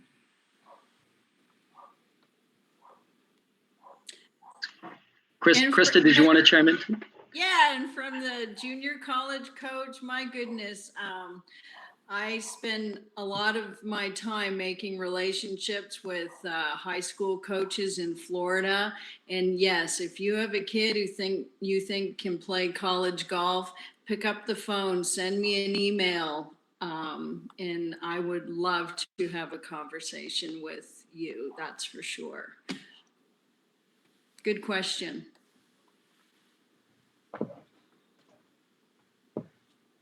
It's awesome. Chris, you think any more time for any additional ones here? Let's do one more. Yeah, let's do one more question. I know we got started a little bit late in the last session. Great. Yeah, and another question, guys, I'm seeing a lot here in terms of parents and the kids and coaches. How early should a golfer say, really start reaching out to a college coach or start that recruiting process? And second question, follow up to that, how late is too late? I'll let her take care of this one because they've changed the rules so much since I retired. I'm not even sure I know what all the rules. I mean, I really do. I do. But Herb's been a little more involved lately, so I'll let him answer that. Yeah, and again, I think the NCAA rules change yearly, so the contact periods now at the end of their junior, and I've been out a year, and I think they've changed. Yeah. So the problem is I think for the parents and the coaches, don't be pushing too soon. Just build up their resume and keep them playing competitively. And then when the time comes, we'll get in touch with them. But, when there's a great 8th grader, 9th grader, everybody seems to know about them. Again, the internet's a great tool. So, when the time comes, when the contacts can be made, at that point, if you've sent some resumes and some emails, which we cannot answer back, you've got to be aware of the rules. And I think the high school coaches should be aware of that either. We get some awkward calls that we can't answer back. I wish I should know the dates and should have looked them up, but they've changed again. It's really end of your junior year. And then June 15th. That's a perfect, you guys have a perfect transition because we have, 3 college golf recruiting experts on the next session who are here with us. They're all chomping at the bit to say that answer. So we'll save that one for the next session. And then there's the second part. It's not too late. Listen, the late bloomer, he gets overlooked or she gets overlooked, and it's my greatest thing. I love it because Kent State's not a logo school, I guess. They're not in the Power 65. So all the logo schools went and chased them all down. And then here comes this young man, and I'll tell you, he blossoms late, and they all have no scholarships left. And that's happening a lot right now. So sometimes the patience and waiting rewards that person. I think if there's a mistake being made, we're signing them and committing way too early. And, because of that, you're seeing a lot of transferring. So rules are changing, but there's really a lot of room for that late bloomer. I really believe that. Awesome. Well, at a junior college, I make my living off of late bloomers, and that's my core group of players. And it's beautiful because they get 2 extra years just to grow their own game and then transfer to the school of their dreams. So yeah, I love late bloomers. So it's never too late. So I think that's, it's April 30th here, and there's a lot of parents and students. And even if you're in class of 2020, that could be you right now, being one of those late bloomers. And, I think awesome advice here from, Herb, Buddy, and Krista, and really appreciate you being on, sharing your advice and stories. I think, the audience really appreciated that. And thanks again. Thanks Thank you for so having much. us. You got it. Oh, good. Stay healthy, everyone. Yeah. Stay Yes, safe. please. Okay, well, we're going to continue on here. It's been an amazing night. Again, really, really thankful for everyone who's been involved in all these sessions. So the next session is going to be, really related to recruiting very specifically. We have three amazing college golf experts who understand and work in the recruiting business of college golf. Talk to coaches all the time. And really know the ins and outs. So if you have questions specific to recruiting, like the one that just came up of when can you talk to coaches, where you can go right on the YouTube link and ask questions if that works. Otherwise, you can go on highschoolgolf.org, and on highschoolgolf.org there's a live chat function, and you can ask a question right there as well. And if you're joining late, again, this event is all volunteer based, and we're really thankful and appreciative of all the people that do amazing things for us in the golf industry. So if you know someone who's struggling during this time and difficult time, they can apply for relief and funding through the Golf Emergency Relief Fund, or if anybody cares to donate anything small or large. I know the golf industry really appreciates that. So it's just relief.org, relief.golf, if you care to take a look at that. And without further ado, I'm gonna introduce Brendan, Ryan, Roger, Nick, and Katie Mills. We have Jeff Hay on here as well. Everyone here is a college golf recruiting expert. In the sake of time, I'm not going to go through everyone's resume, but happy to really share that we have all of these folks on the call are amazing experts. They work in the junior golf and college golf business. Eat, sleep, and breathe that, and are an amazing resource to share some awesome insight for us here tonight. So I'll turn it over to Jeff, and he can go through questions for each of our speakers. And just so everybody knows, you all are on mute right now, so just unmute your mics, and then we should be good to go. Thanks, everybody. Thank you.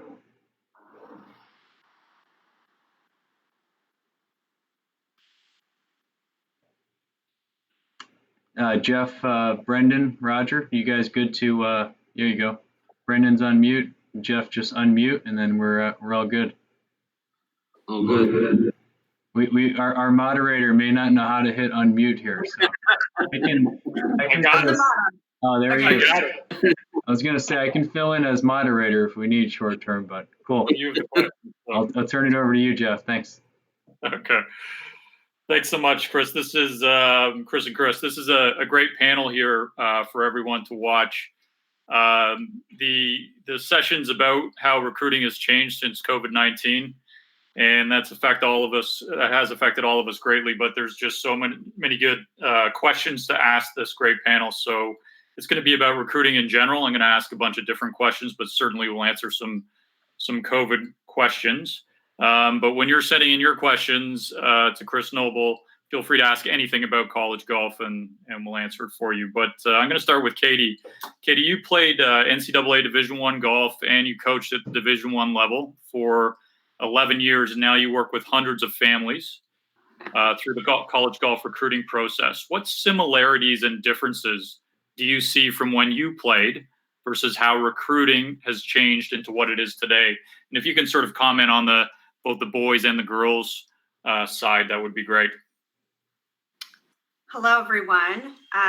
So the biggest difference from when I played, which was I was being recruited about 18, 19, 20 years ago now, to coaching. And I got out of coaching about 3 years ago now. So some of the big similarities are what you would expect. I mean, coaches are still going to be looking for players who are going to impact their programs. They're going to be looking at players who fit culturally and will just generally be fun to be around. The differences are there's so much more junior golf being played, and there are so many more people who are playing junior golf. So there are so many more tours. There are more tournaments. I actually was reminiscing with some coaches about this question in particular recently. And, back when we were playing, we didn't have AJGA PBE. We didn't have, the hundreds of tournaments that you have to play in order to attain AJGA PBE.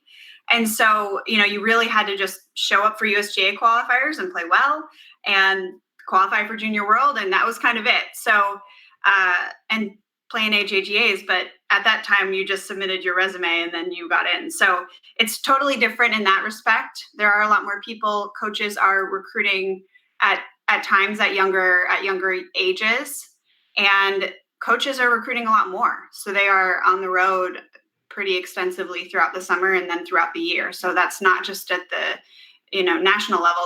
They're traveling internationally as well. So there's just a lot more to kind of filter through for coaches to determine who is the best fit for their programs. And then when looking at the boys versus the girls, there are just a lot more boys. I was just looking at Junior Golf Scoreboard this morning to look at numbers, and there were about 8,000 boys on there and a little over 3,000 girls on there. So between the boys and the girls, that's why it's more competitive on the boys' side. Obviously, you have greater numbers, but then you also have fewer roster spots as well as scholarship money. So I'm going to stop there because I know we could talk about that for a while. Thank you, Katie. Roger, I'm going to switch to you. Roger, you're a PGA professional. You run a successful golf academy, so you come at it a lot from the player development side, in addition to the recruiting side, because you're the owner and operator of Junior Golf Hub. Can you highlight some of the biggest differences you see between recruits these days? And because of those differences, where have they ended up in college golf? Yeah, great question. Again, Chris and Chris for hosting this, but and Jeff.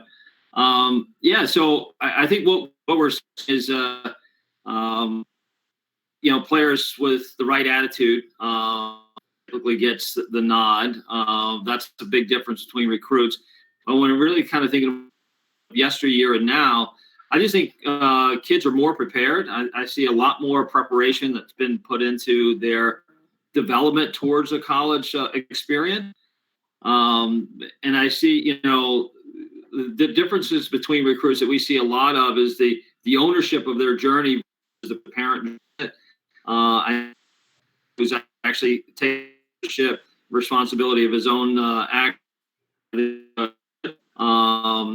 see good time management. We see, recruits that struggle with time management have a really difficult time juggling, obviously academics, and then also from what needs to be done from a skill perspective. So that's a big part of it.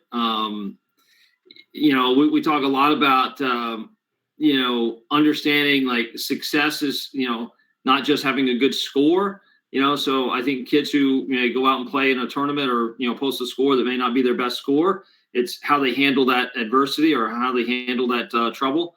And I know that's a big part of it. Obviously grades, kids who have good grades have, a little bit more options. And I think from a recruit standpoint, I think somewhat overlooked a lot of times when kids are, parents are pursuing a college opportunity. I think, even for us, we talk about, having, good grades is the easiest way to get an opportunity. Because if you're a good player and you're not, you don't have the grades to get into the school you want to get into, then, maybe you've really shot yourself in the foot. So that's a big part of it. Did I say attitude? I think attitude is huge. Part of what we see as differentiator college coaches, wanting to recruit a player into their program. And I think just having a respectful attitude as well, and making people around you better. I know, again, the single-minded, sometimes golf is an individual sport. And I think kids and sometimes their parents get, so focused on doing well in golf, they forget about, the other people around them, especially in their groups, their tournaments. So I think from those differences are are somewhat marked when college coaches are looking. So I think, that's one of the things that we see a lot with our players when we go to tournaments is who's really prepared themselves not only to be the best golfer they can be, but the best, person and, student athlete they can, so I think those are the differences we see in recruits. As a director of golf, I can definitely attest to that. Switching over to Brendan. Brendan, recently the NCAA Division I committee decided to allow an additional year of eligibility for players in Division I due to the cancellation of the spring season, not just for golf but for other sports too. From your perspective, who are going to be the winners in this whole deal, and who might come out on the short end of the stick? Yeah, thanks, Jeff. I'd actually like to chime in here on a couple quick points of data. I did an analysis 2 years ago. If you look at the AJGA, all the results are online. And in fact, over the last 20 years, the average scores have not changed at all. And, another important point here is that if you look at schools, the quality of the academics to get in has changed a lot over the years, right? So you take a school like Georgetown, when Katie went to, apply as a junior golfer, the average SAT would have been about 1,200. When you left, Katie, what was the average SAT? 1510? Is that Notre Dame? Are you talking? So in the last 20 years, the standard at Georgetown, how much would it have changed academically? I can't speak to Georgetown because I went to Notre Dame. Okay. However, that is I can speak to that. Sure. And the difference, probably about 200, 300 points more versus from even when I was applying to school versus what is required now. Just totally different, right? Yeah. I mean, when you applied to Notre Dame, let's say 1,200 snuck you in. You know what I mean? Now, if you wrote, and we all know you were 1,600. Okay. Yeah. Okay. Let's just get that down. That's a fact. Yes. If anyone takes anything away from that's it. I didn't blow the secret. So if we look at, to go from 1,200 to 1,510, at Georgetown or Notre Dame, I mean, parents need to be way more engaged because from the time you were a student to now, it's just a whole other world. And 300 points is a big difference. A 20% jump in 20 years. Yes. Right? And so, we have to be aware of that. And, now people have to, when they're dealing with their junior golfer, really understand that the market is completely different. And, there are some precursors in the market that indicate success. And so, I want to talk quickly about just the role of scoring differential and SAT in the college search. And basically, my research shows that when you're looking for a college golf scholarship, the average boy who goes on to play Division I golf has a scoring differential of about 0.5. The average girl last year was 0.95. To put into perspective what Katie was talking about, in 1998, the NCAA Golf Stat Player of the Year was Jenny Shasirporn. Some of you may remember a nice putt on the last hole against Siri Pak. Her scoring average that year to lead Golf Stat Cup, which was all the best players in Division I golf, was 72.95. This past year, she would have gone from being the best player in 1998 to the average player in 2020 who was being signed. That's how much different it is. Wow, phenomenal. Huge difference. Can you address my question about the eligibility? Who's going to be winners and losers? I mean, look, it's a market, right? And I think that right now it's a bearish market. But as Minsky tells us, markets go up and down. And the data shows that over the last 2 years, in fact, coaches have taken about 25% extra players. So it's hard at this point to understand if it's directly related to COVID or just because the market is already saturated. But likely, players can expect that the market is bearish. There's more options for coaches. They're up against older players, which have an advantage, obviously. these players in many cases already have a pre-existing relationship with the coach. So I think the big losers are people looking for big scholarships. I think the big winners are going to be people who are willing to pay a little bit more. Katie, what do you, this is a similar question, a little different, but how do you feel like COVID-19 will impact future classes, 2021, 2022, 2023? Brendan alluded to it there. What's your feeling and thoughts on that? Well, I actually have a number of students in the class of 2021 and 2022 who 2021s are the ones that, of all the classes, they're the ones that can talk to coaches right now. And, there have been a few instances where coaches have said, you know what, we've got a junior on campus that's going to also stay. We don't have a space for you. If you want to take a gap year, that's great. But, we don't have a spot for 2021 anymore. So that trickle down effect for 2022, 2023 could happen. I think a lot of coaches are still determining how their administrators and just athletic departments are going to handle, do we allow for students taking an extra year? Are we going to pay for that? What's that look like?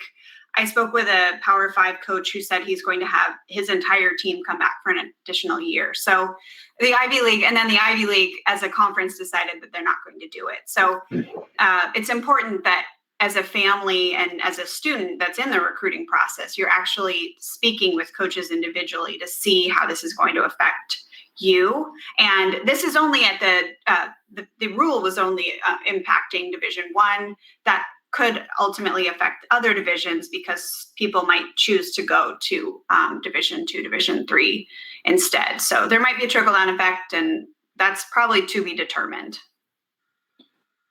Roger, you own and operate Junior Golf Hub, and for the audience here, a lot of them are in the stages where they're getting resumes together and swing videos. In your experience, what makes for a good resume and good swing videos? Well, I think first and foremost, I think it's being honest, making sure that you put all the things that you have on your resume, with the tournaments that you may have didn't play as your best, but put them all down. I think making sure that you are, letting people know where you are with your academics. I think that's really important. Getting, I think a lot of, information we've gotten from a lot of coaches is that, they like to see obviously multi-day scores, and they like to see kids who are not always just great scorers, but, have a bad day and come back with a good day. So again, just being honest with scores there. I think making sure that, the coaches know where you're from, who your family is, what their, maybe a little bit of their background, or their athletes, non-athletes. I think just knowing kind of a bigger picture, I think what we've seen that's been very successful with our, the kids that are on the hub in their profiles. I think, from a video standpoint, obviously getting full speed, if you can get on the golf course, great, but make sure that they actually have, full speed, hands on the hand line, face on, down the line, chipping, some putting, I think that's really good. If they're writing an essay or writing something about themselves, just make it their own. And I think, that's really important. If they obviously have some ranking, what tournaments they're playing in, what their, maybe future schedule looks like. But I think the biggest thing there is just being honest with, what they're putting down.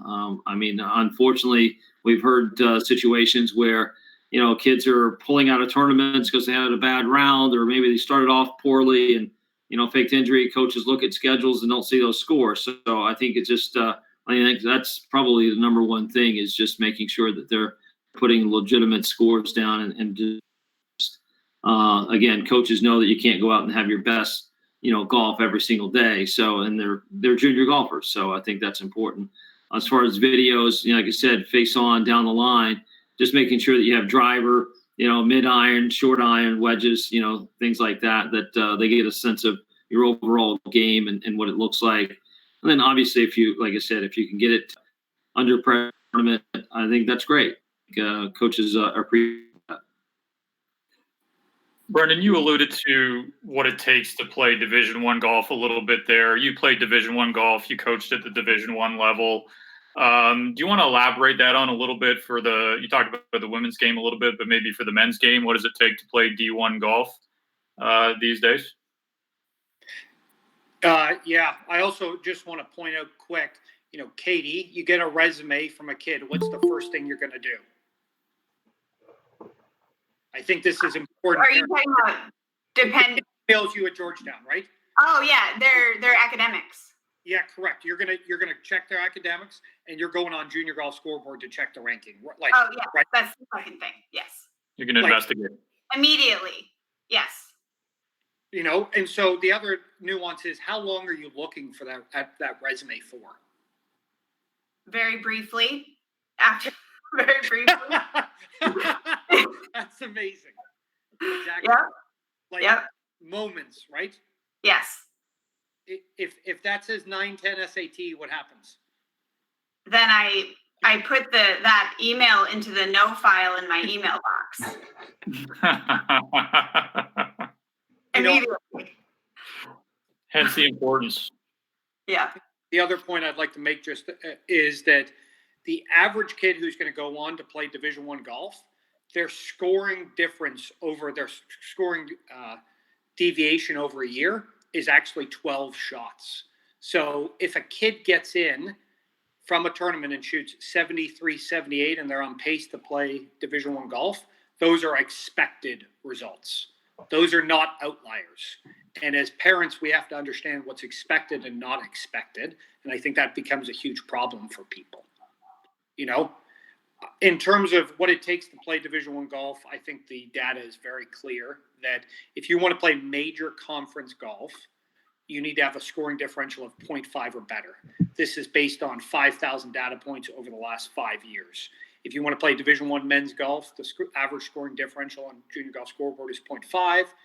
If you want to play Division III golf, the average scoring differential, according to my research, is about 2.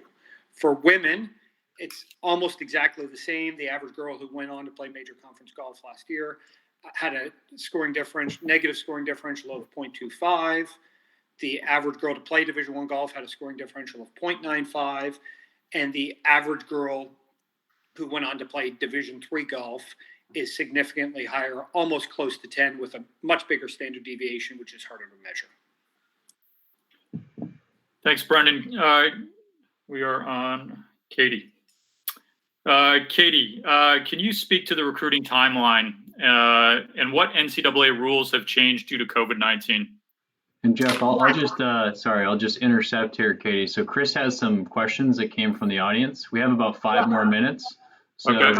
We'll do a few rapid fire questions. And then we have, next panel will start. I know we started a few minutes late. So Chris, take it over, questions that you got. Right, perfect. Roger, first I'll turn to you. We have a question here from Kim. And Kim asks, how does a junior golfer coordinate recruitment efforts with their private coach, high school coach, and really the golfer and the family? Should both coaches and the golfer reach out to coaches that they're interested in? Who was that for, Chris? Roger, that's for you. Oh, okay. Sorry. Good question. Well, I tell you, that's something that we do quite often. I think it's important that they're aligned. Obviously, having the private coach that's coaching the player, if he has a relationship, I think, with a college coach, I think it's fantastic that he reaches out and sends a note or maybe put a call in. I think it never hurts, or at least that's the feedback I've gotten or we've gotten from many coaches. I think from the high school coach, certainly, he's involved with the team. He knows how he reacts around other players. Again, one of the main things that we hear a lot is, how does the kid react, around, his teammates, and do you want to spend a lot of time with them? So I think that's some good feedback that a coach can provide. And then certainly, obviously, the athlete reaching out themselves. Obviously, I can say the Junior Golf Hub is a great platform for them to all use, because it's all there for both of them or all 3 of those, to use.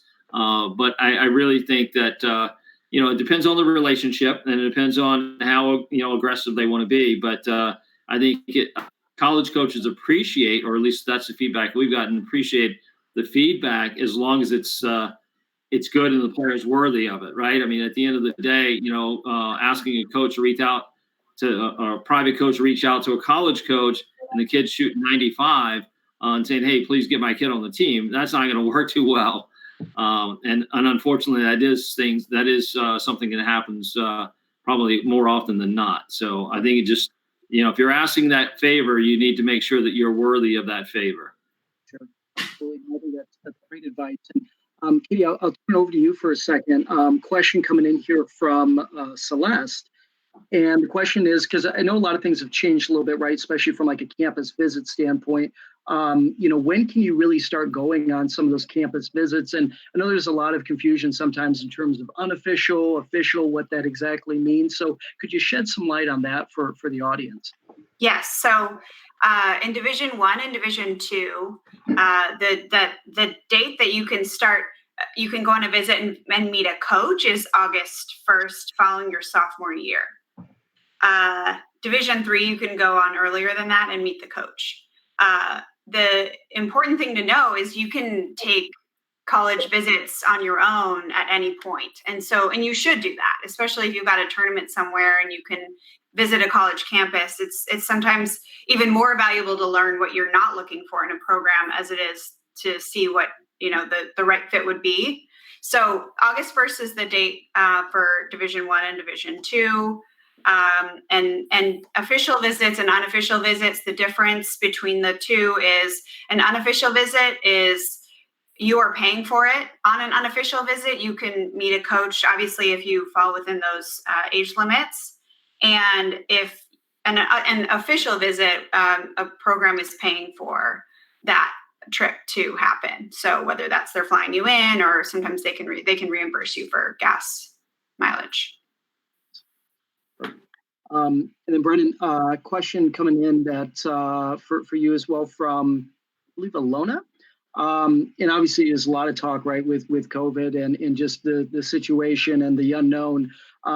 Given the current budget situation in response to COVID, in your mind, how do you think this is going to impact, scholarship money, especially for some of those bigger programs? Well, look, I think Charlie Munger said 2 weeks ago that we shouldn't be making predictions, and Charlie's a pretty smart guy, right? So, it's hard. Obviously, it really rests on, what happens with football, right? My own research last week, I got 100 coaches to respond, and something that was really interesting is the average NCAA Division I coach reports having over $15,000 stored away in fundraising. And I think Katie can talk to this. I mean, at Georgetown, I'm sure fundraising was a part of the job, and you had several donors that you could count on. And I think college coaches are tremendously ahead of the curve in terms of other sports, just having money available in their resources or, funds. Yes. It'll be interesting to see how, football and basketball and those things pan out over the next year before we speculate on stuff like this. I think what's more important is the fact that we have to remember that approximately 80% of schools derive their funding from student activity fees. So if student activity fees are down, so are budgets. The average coach, I think, is going to see 20 to 25% reduction in a travel budget. I don't think it will necessarily go to scholarships. And I think the biggest impact is in the men's game because of the 500 rule. Because now all of a sudden, if you can't go very far away, you still have to balance being above 500, which can be tricky. I don't think the average person understands what a pain in the butt scheduling is and how much coaches really like to get their schedule set and then, run with it. Awesome. Well, this was a really, really great panel. I have some really talented individuals, Brendan and Jeff from Golf Placement Services, Katie from Golf Globally, and Roger from Junior Golf Hub. Thank you all for being here. I know the audience really enjoyed this and appreciate your time and help here. And we're going to move on to hear from some students now and get a student perspective. So thanks again. Thanks, Thank you, all. Don. Go Irish. Go Irish. Okay. Great. Well, now we are going to move on to as I said, a student section. It's great to see some fresh young faces here, which is awesome, and current students. So this panel, Chris Noble is going to moderate and ask some questions from students. There's the audience. We have parents, we have high school coaches, college coaches, and current juniors who are trying to figure out, where do I go to school? What do I do? What are my options? And Chris is going to lead that panel. And just so if anybody has questions, feel free to ask them right on highschoolgolf.org. There's a chat box. You can ask questions for that. We'll be monitoring that if you want to ask any of these students questions, or just on the YouTube live, you can ask questions as well. And for all those, if you didn't hear, this event, it's all just volunteer based. We're doing it for the good of golf. And if you know someone who is struggling in golf, they can apply for funding through the Golf Emergency Relief Fund. It's relief.golf to go there. Or if anybody feels the need or desire to donate anything small or large, they can do that as well and give or apply for grants. So without further ado, I'm going to turn it over to Chris and kick off our panel. We're really thankful to have Aiden Thomas here. He's a freshman at New Mexico State. We have Jessica Mayers. She's a freshman at the University of Notre Dame. Dylan Brown's a sophomore at the University of Maryland. And Tanner, I'm going to screw up your name, but Kachuk is a senior and just graduating from Robert Morris University. So I'll turn it over to you, Chris, and get it going. Thanks everybody for being here. Awesome. Thanks, Chris. And like I said, guys, can't thank you all so much for joining in. And always great, right? I think for families, for current high school students, juniors, to hear perspective from ultimately, the people that they want to be in a few years' time. So can't thank you all enough for spending some time with us. And Aiden, I wanted to kick it off with you. And for those of you who didn't know, Aiden actually last summer won our inaugural high school golf national invitational tournament down at Walt Disney World in Florida, which was just a great win. So Aiden, gonna kind of kick things off here. Compared to what you expected, was the transition from like your high school junior golf days to college, was it easier or was it harder than what you expected? And Aiden, you're on mute, and just everybody's on mute, so you guys can just go off mute as well. Sorry. Can you hear me now? Yep, you're good. Okay. Well, at first it was pretty hard just getting adjusted to the scheduling because college is a lot more intense. But I mean, towards the end, it got easy, I would say. Yeah. Awesome. Yeah. And would you say, just kind of expanding on that a little bit, did you lean on maybe some of the upperclassmen, like from your team, to kind of maybe teach you the ropes and just show you how to kind of handle a regular everyday in college life? Yeah, I would say I spent the first couple months just talking to the seniors and just getting to know what they did, like their daily routine and how they would schedule school and golf. I talked to them. I probably hung out with them more for the first 3 months. Great advice. And Jessica, wanted to turn it over to you as well. So obviously going to as academically challenging of a college such as Notre Dame is, how do you do that, right? Like, how do you successfully balance your classwork and your golf game and your social life as well?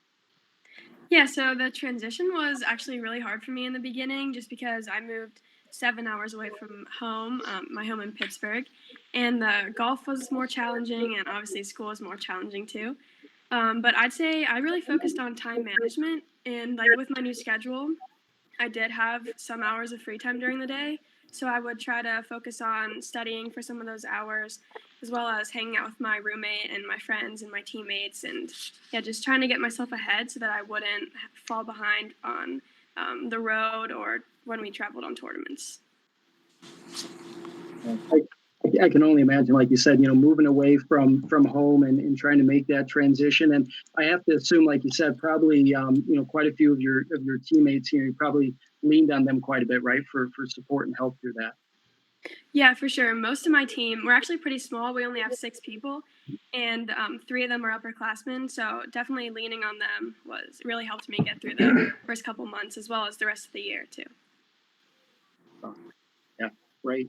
And then Dylan, for you as well, because obviously you're over at the University of Maryland, going into your junior year this fall, which is awesome. When you were going through the process, right, of looking at colleges, talking to coaches, evaluating that, really what went into that decision making when you said, okay, this is definitely the school for me.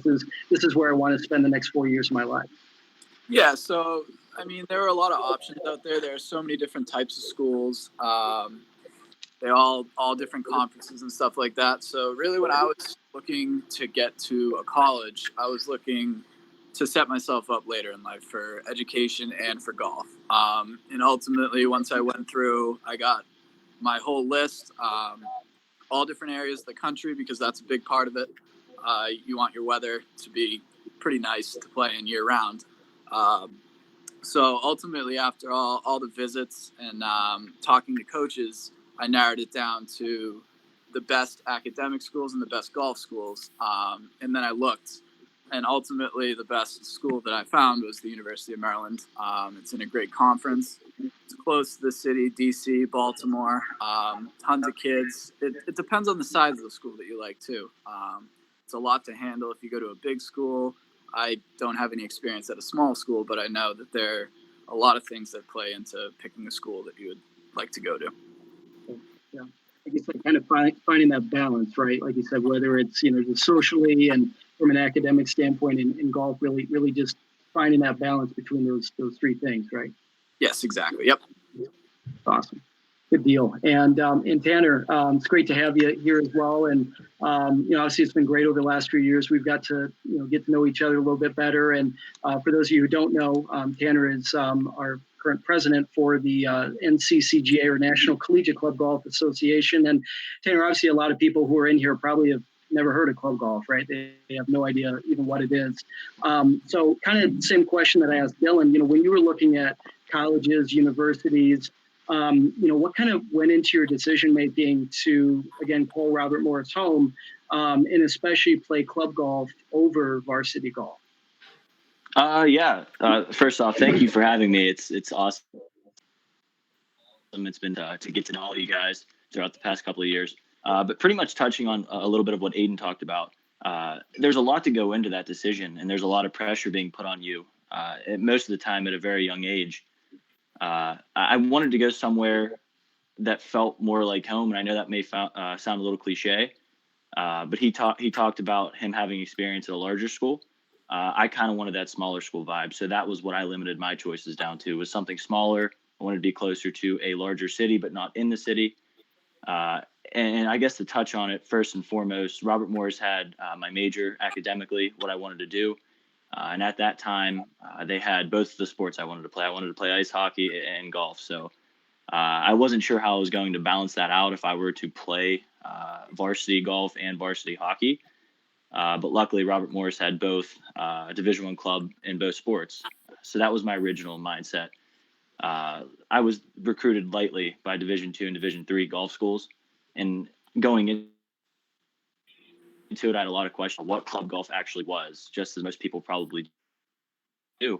But once I actually got familiar with NCCGA and Robert Morris Club Golf, per se, it was a different feeling. It was just more of a family. More or less the whole team at Robert Morris and then NCCGA collectively. There were really strong bonds between not just individual teams, but collective units as well. Teams at nationals, talking to each other, hanging out. It was just awesome. And it was really cool to get to experience that my first year at Robert Morris.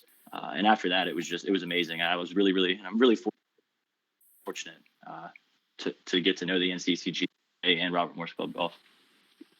That's awesome. Yeah, it's always great, like you said, kind of hearing everybody's story and everybody's path. And even from this first question, you can tell that the schools that everybody ended up at for different reasons. But at the end of the day, you want to make sure it's a place that you're comfortable in and you're happy to really be at, and that's the main thing overall. So, to come back to you. For those of you who don't know, you're in the PGM program, the Professional Golf Management program at New Mexico State, which is awesome.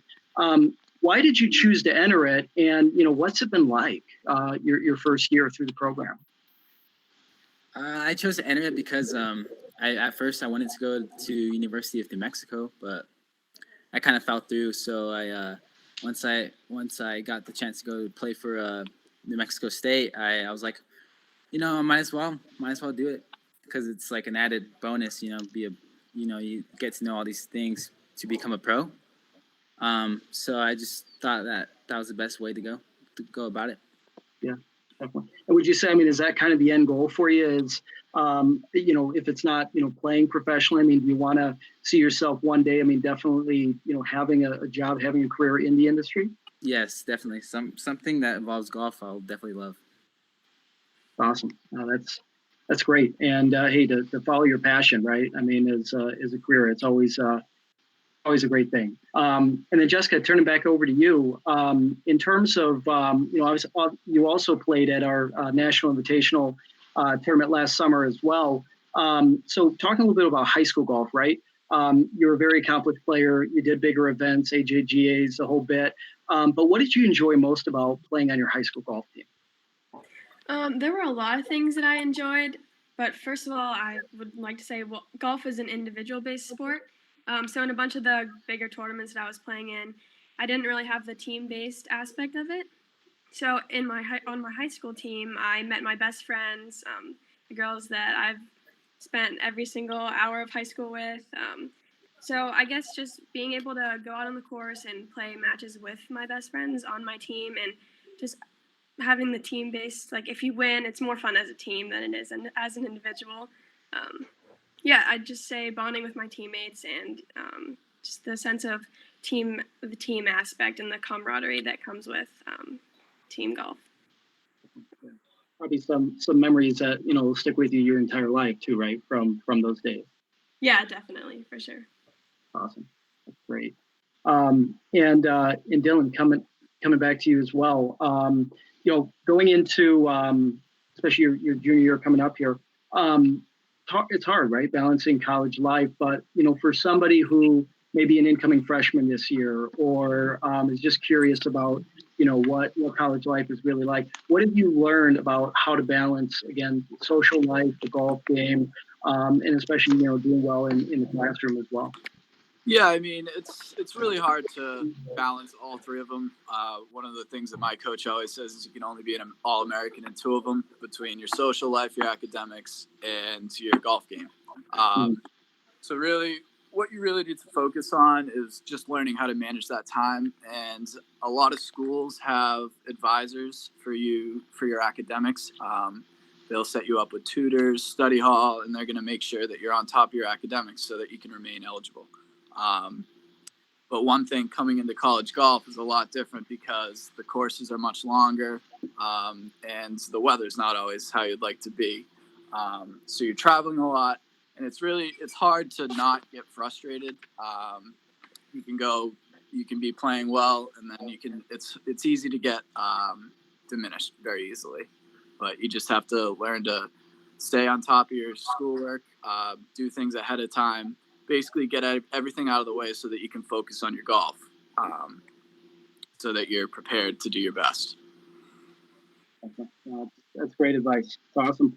And then Tanner, come back to you. I think a misconception a lot of people make sometimes, is like, well, club golfers, are not really as good as varsity golfers, or not that good. So I pulled some stats, and over 20 rounds, you averaged 77.6. You had a low round of 70 over your NCC, career in college. And just talk a little bit about like your favorite part of really playing club golf in college. That's a bit of an unfair question because I could probably go on for a while about that. But I think that there's a lot that goes into that. Club golf has given me so much. Robert Morris has given me so much. But I would say my favorite aspect of playing club golf was obviously just playing golf in general. But it's the best aspect is easily the family that has been created that I've helped create through my 4 years. Like I'd mentioned earlier, it's not just individual team based either. A lot of teams throughout the NCCGA, it gives you that family vibe, that family feel. And it's just given me that my absolute best friends for life that will be with me playing golf whenever I'm 50 years old as well. And I mean, there's also other aspects to it that are a little bit different from varsity golf. Like you have the chance to qualify for the national championship every semester. So that's kind of a cool vibe as well. But yeah, I would say overall the aspect was my favorite aspect was the family vibe for our team, and then collectively throughout the NCCGA as well. Awesome. Good deal. Guys, probably have time for at least one more question around the horn, and then we'll open it up to the audience for some questions as well. So, Aiden, coming back to you here for all the other aspiring college golfers out there, right, who are in high school right now, what in your mind is the number one most important piece of advice that you would give them to really reach their goal of playing college golf? I would say just believing in yourself. Like, sometimes you get to a big tournament and you get kind of scared. Well, I mean, everything's pretty much the same. You just got to believe in yourself. And I think that will bring out the best golf in you, I think. Love that. But, don't confuse that confidence with like arrogance. You don't want to be that guy that's only like focusing on himself. You want to help others too, So, right. Yeah. Awesome. I love that. Let's go for you here. If there's a junior girl golfer out there, right, who dreams of playing golf at a big Division I college, Notre Dame, right? What advice would you give them on how they can eventually reach that goal? So there are a lot of opportunities out there to play at a bunch of big Division I schools. But I'd say the most important is to write down your goals. So if you're freshman, sophomore, or junior, just write down like where you want to be in a month or in a year or in a few years, because it holds you more accountable to what you want. And I'd also say try to get better each and every day, whether it's doing drills down in your basement or going outside and chipping into a laundry basket, or just try to do whatever you can to get at least like 1% better every single day. And also enjoy the process, because I know I was very stressed out during the entire process, but it was one of the best times of my life. So everyone's going to end up where they're supposed to be. So just enjoy it. Right. Like you said, work hard, but have fun along the way too, right? Yeah. Awesome. Great advice. Thank you. And then Dylan, for you as well here. So, for anybody out there, right, that is trying to consider, they don't even know where to start. When it comes to what type of a college, university that they're looking for, what are those main things that they need to think about and really consider when picking that school? Yeah. So, I mean, there are so many factors that go into it, but one of the things that I looked into was I'm from Massachusetts, so I hate the winters because I can't play golf here because of the snow. So I wanted to go down south. I originally looked down further south than Maryland, but then you gotta bring in the aspects. Would you rather have a city campus, or would you rather have a campus that's its own college town? And then ultimately, when I was deciding, I didn't really know which one I would like. I would like a mix of both. And so that the University of Maryland ultimately came out to be the mix of both, because we have our campus, but we're also 20 minutes from the city. And then the size of the school matters. It depends how you'd like your classes to be. Would you like huge lecture halls full of 300 people, or would you like a class that's similar to high school where you have 20 people in your class?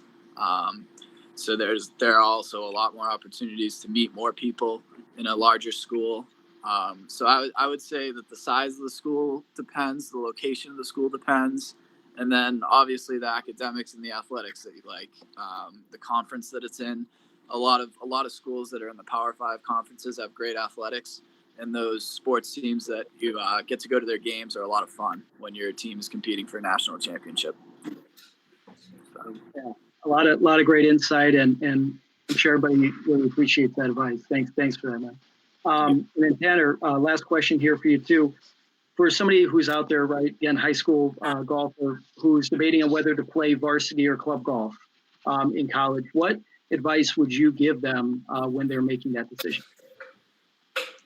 Yeah, there's a lot of things that, like Aiden just talked about, that goes into that.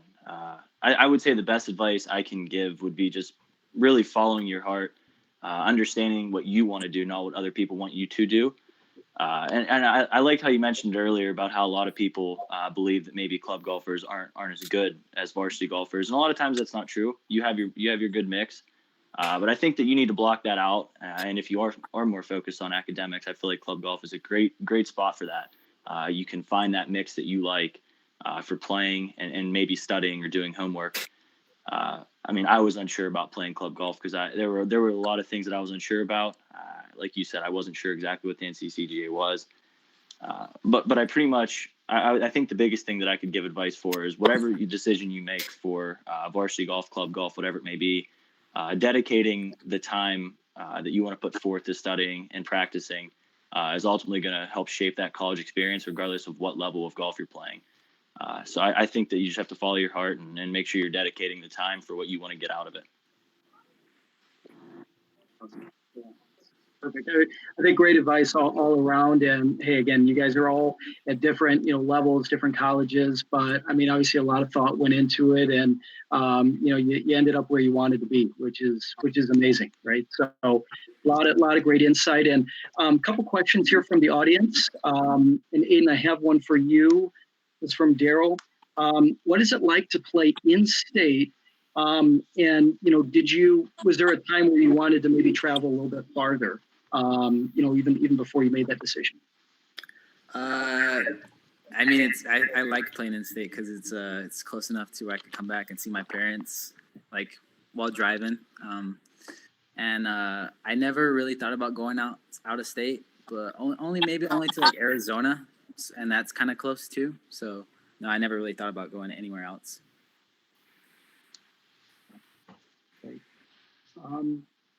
I think that let's see, get a couple, and folks, feel free to type in your questions as well in the chat. But I think that pretty well covers it. I mean, again, I think just awesome advice across the board, and like you said, it's a balance between academics, between golf, between that social life, and there's not one right choice, right? There's not one right path, and just asking a lot of questions, making that decision for you, not for somebody else, can really make those 4 years just incredible for you.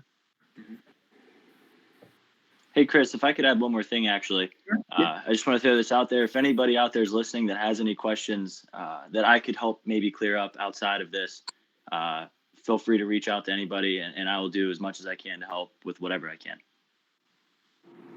It's awesome. Well, and Tanner, congrats to you. I saw the news of being named, the men's student club athlete of the year at Robert Morris. So, Tanner's a great leader, and Aiden, Jessica, Dylan, you're all leaders. I mean, doing this and helping out and sharing your stories. I think it's really cool that you're able to do this, help out, boys and girls who are sitting at home right now and saying, geez, I don't know, like, what's going on in the world?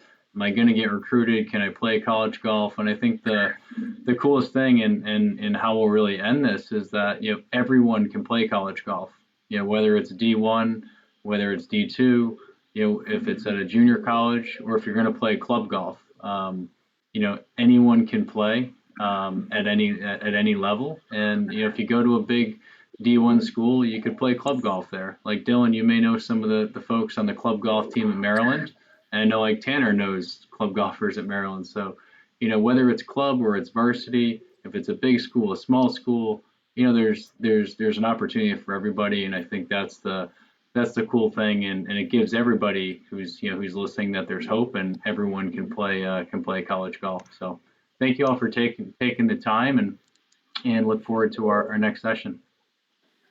Thank you guys. Have a good Thank day. you guys. Thanks. Okay.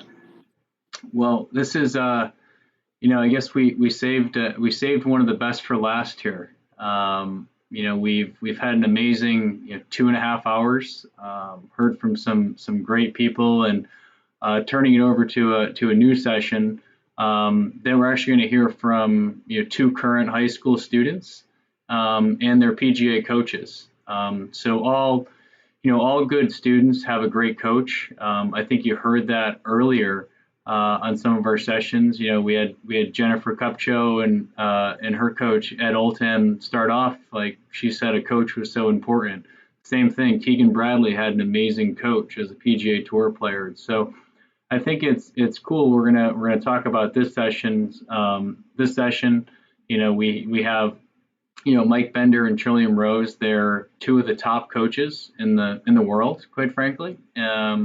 PGA professionals who are great in what they do, and they teach people from all levels, to PGA Tour players all the way down to beginners.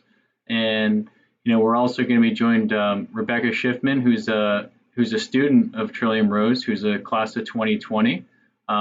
She's a high school student. So, like many high school students who are listening here today, she's going to, she's just like you. So hearing from that process, working with a coach. If anybody has any questions, for Mike, for Trillium, for Rebecca, and then we're also going to have Aaron Dew, should be joining on here in a minute.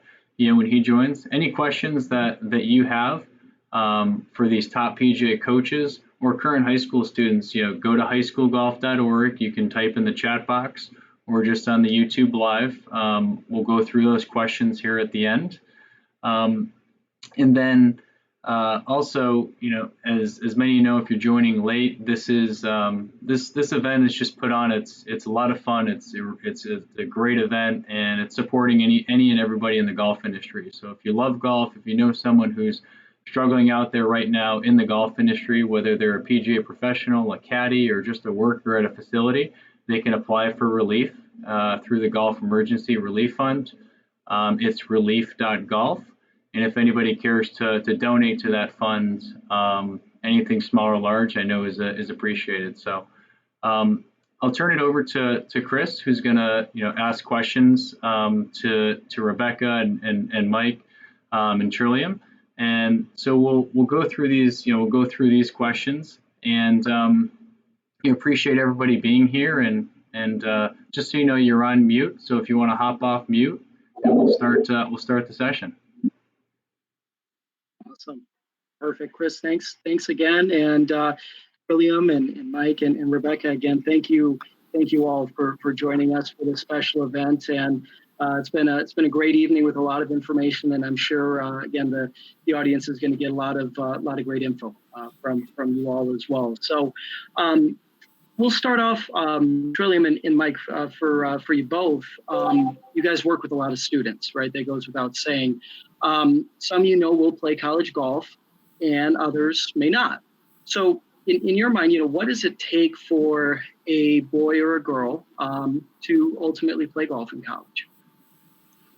Well, from my perspective, I think it's important that they have a plan, and they get involved in a coaching program that has experience coaching high school golfers that go on to college.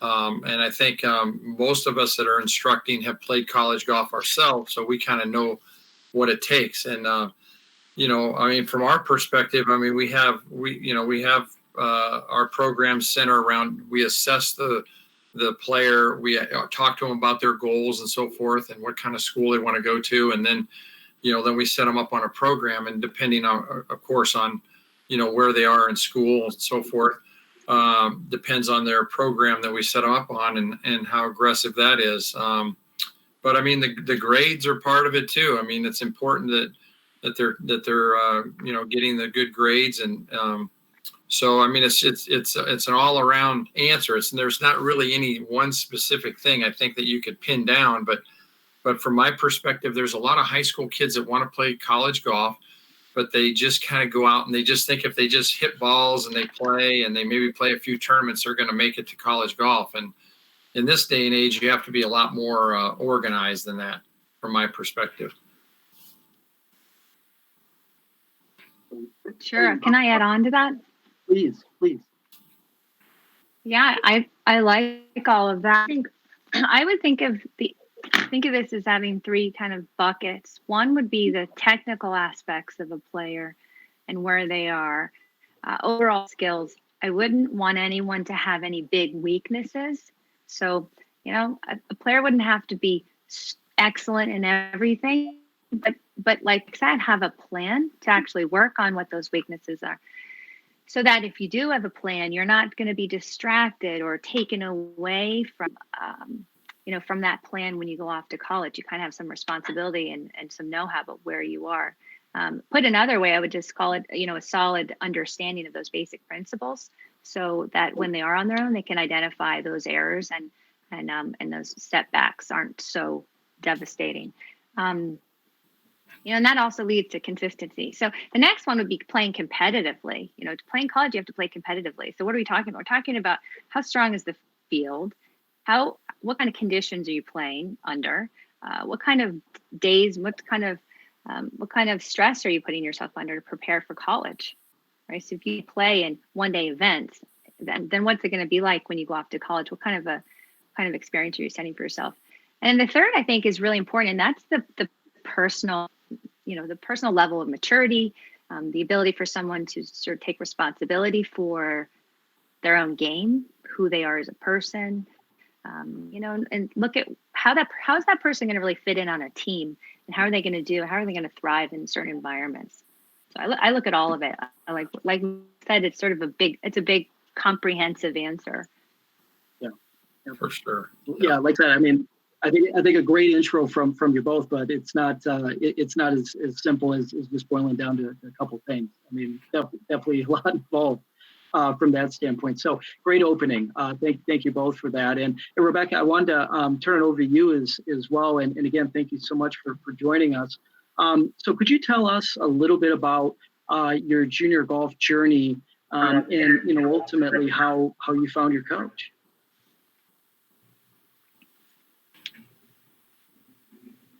Oh, and Rebecca, I think you're muted. If you want to just unmute yourself. Okay. She hit your own picture, Rebecca, if you can hear us.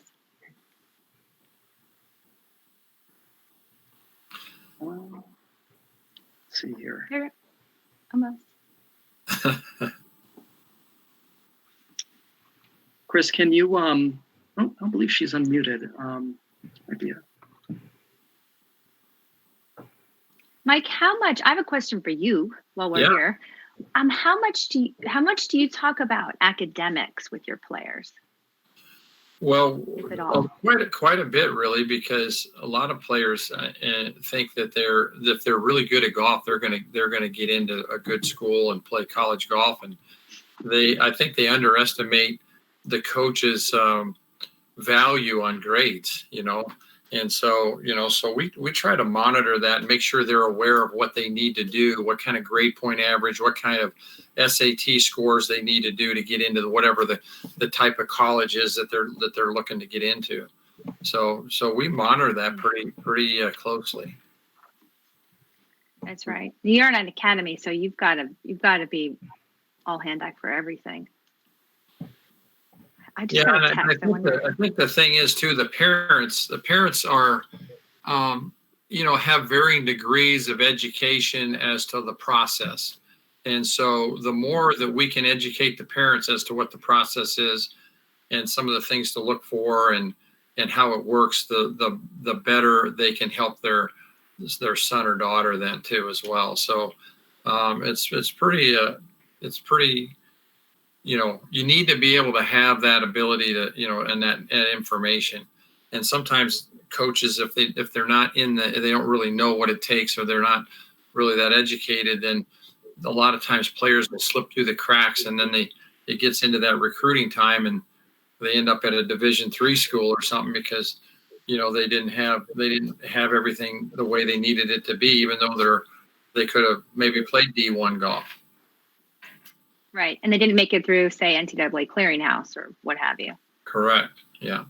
And I just to throw this out to everybody, I mean, Aaron Dew is trying to get on. He just got off the golf course. We had a little tournament today. He shot 2 under par, and he was all excited to join us. And he can't figure out how to get on, so he's trying. So hopefully he'll jump in here in a moment. So apologize.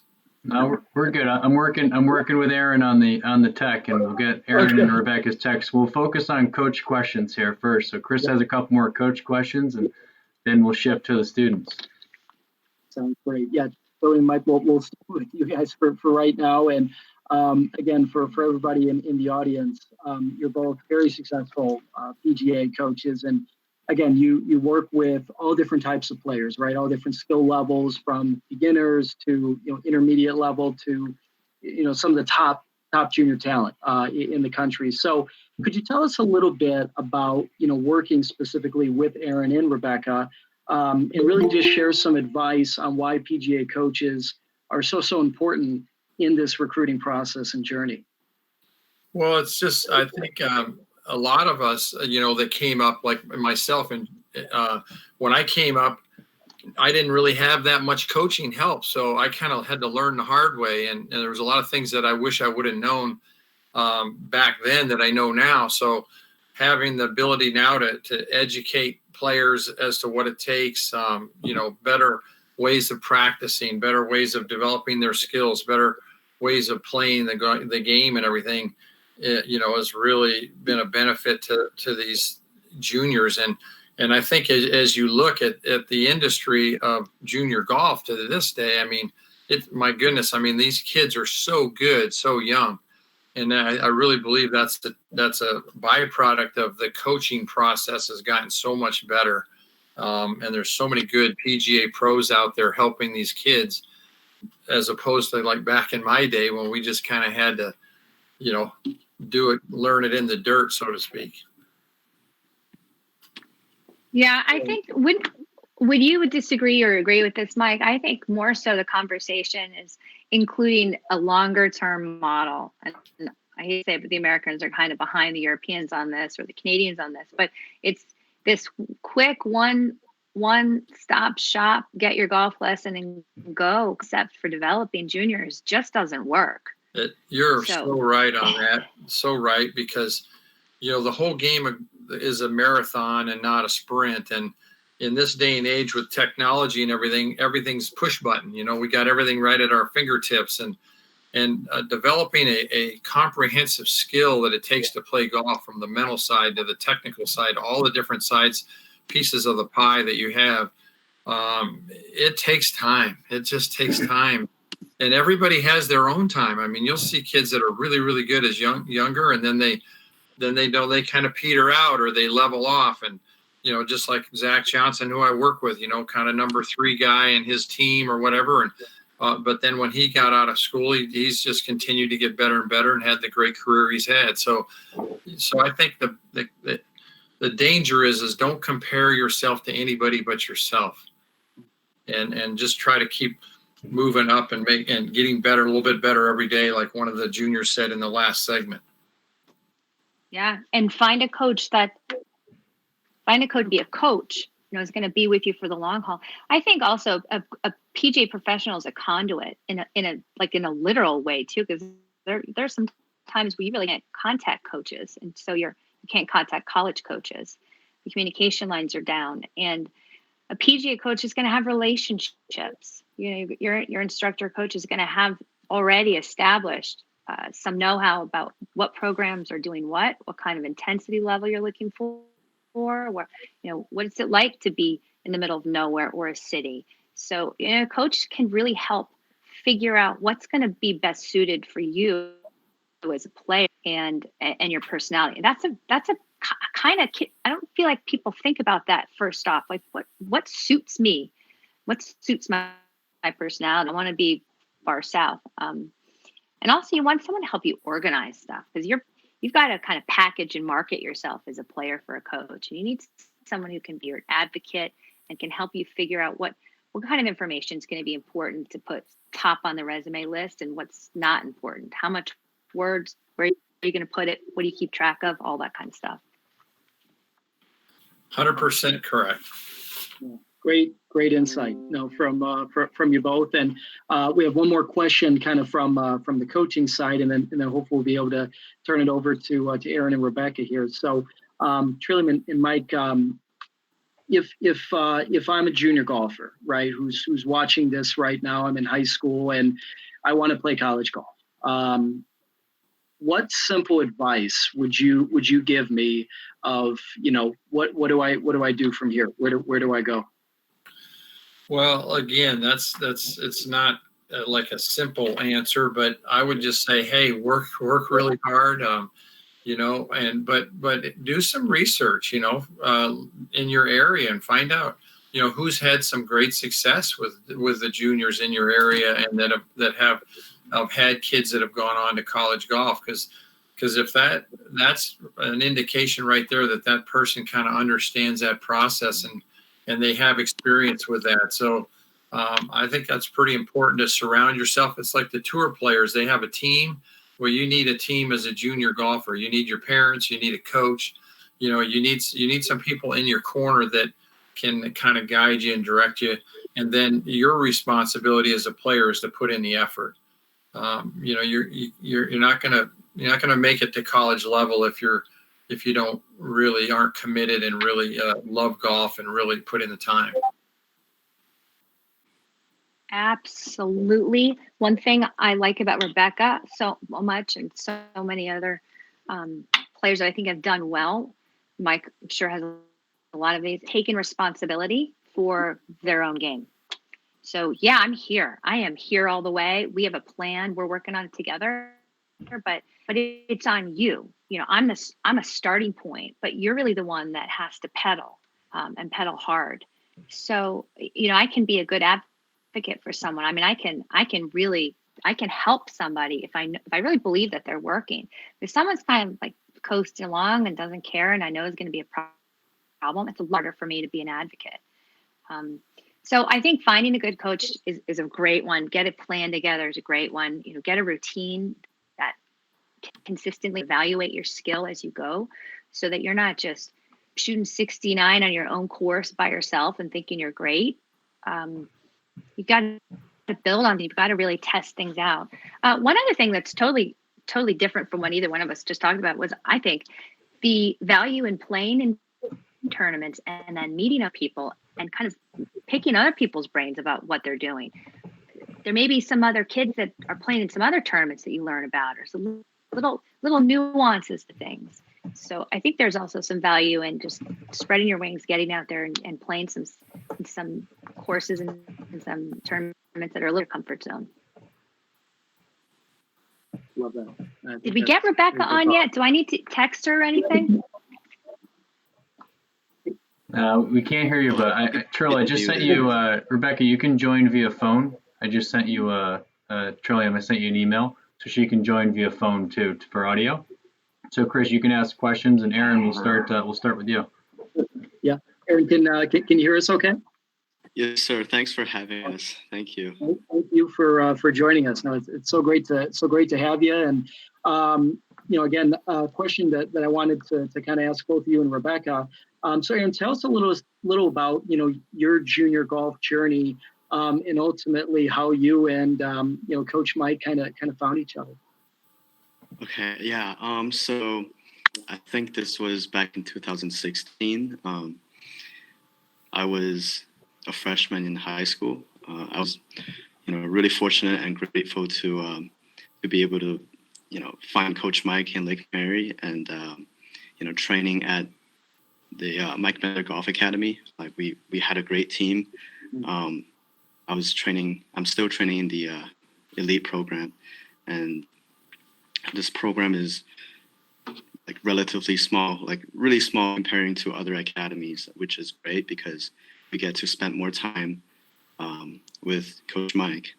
And Yeah, so it was back in freshman year, and at first I started just to play some like smaller tournaments, like local events, and I want to say it's spring of 2017. I tried to play like a qualifier for the AJGA Junior All Star event. It was in Chateau Elan, and I qualified and finished second. So that kind of got myself some momentum going into the summer. I applied for more AJGA tournaments and performed decent.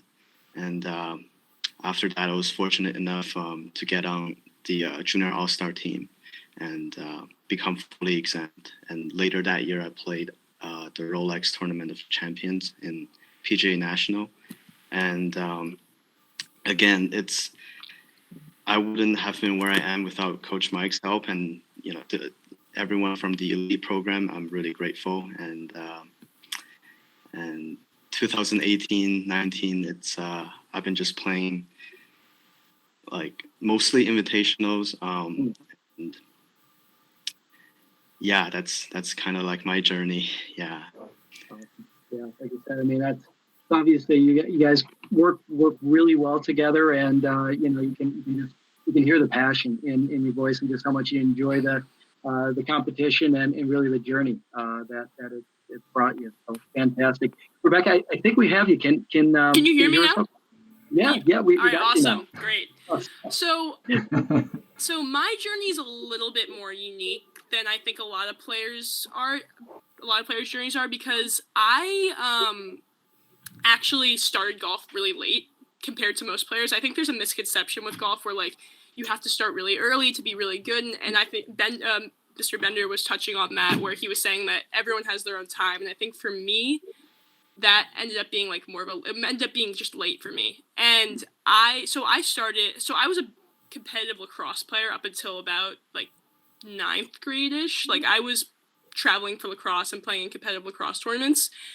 And I kind of just started playing golf with my dad for fun, like around like 8th grade. And I was really enjoying it, and I just kind of ended up loving it way more than I liked lacrosse. And I just started pursuing it, and I just kind of started working at it. And I realized that I got good pretty fast compared to like a lot of people. My coaches would all say this. And so I would just say that kind of made my journey a little more unique than other golfers. And I would say I found my coach through just belonging to Woodmont Country Club that she teaches out of, and just through reputation and hearing that she was just one of the better coaches in my area, and that was just really helpful for me to hear. That's awesome to hear, Rebecca. And to your point, like obviously being so involved with lacrosse, right, and being a multi-sport athlete, do you think that's kind of been an advantage to you in some ways? I would say so. Okay. From the athletic standpoint, because I think golf is more of an athletic sport than people realize. Mm-hmm. And I mean, I work out almost every day for golf, just because I think being in shape is really important to hitting the ball far, just keeping your swing consistent, keeping your body right. And I think playing lacrosse really helped me prepare to play golf almost in a weird way. Yeah, that's awesome. And like you said, it's a lot of things that you can really probably correlate between the two sports, and definitely serves them as an advantage in a lot of ways. That's awesome. Cool. Well, Aaron, question for you too, for both of you guys. Well, Aaron, I'll start with you, and Rebecca, I'll have you follow up. Playing good golf is important, right, for recruiting, obviously, but it's not everything. So could you tell us a little bit about maybe some of your good, non-golf advice that you've learned along your journey, and maybe some stories that you can share which have helped you during, especially these last couple of years? Absolutely. So I would say having a great attitude is definitely like my biggest recommendation for other junior golfers, because having a good attitude helps me tremendously into playing better under pressure. Just to be grateful for everything, and always believe in yourself, always stay positive. even through failures, you learn everything from failures. I think that's one of the most important things that I've learned from Coach Mike and from being in the elite program is that we always do tournament evaluations, and I'm able to learn what went well and what didn't, and being able to have that positive attitude going into every tournament is key. And one more thing is, I feel like having a good time management skill is definitely something that's really important, because as student athletes, we really have a really packed schedule. So we got to be able to make sure that we know what time to do what, and especially with schoolwork, just got to know, plan things ahead of time and execute. Yeah. Thank you. Yeah. Rebecca, how about for yourself? So for me, when I was talking to coaches, like a few things that I would just recommend doing, because I mean, these are just things I learned from my experience.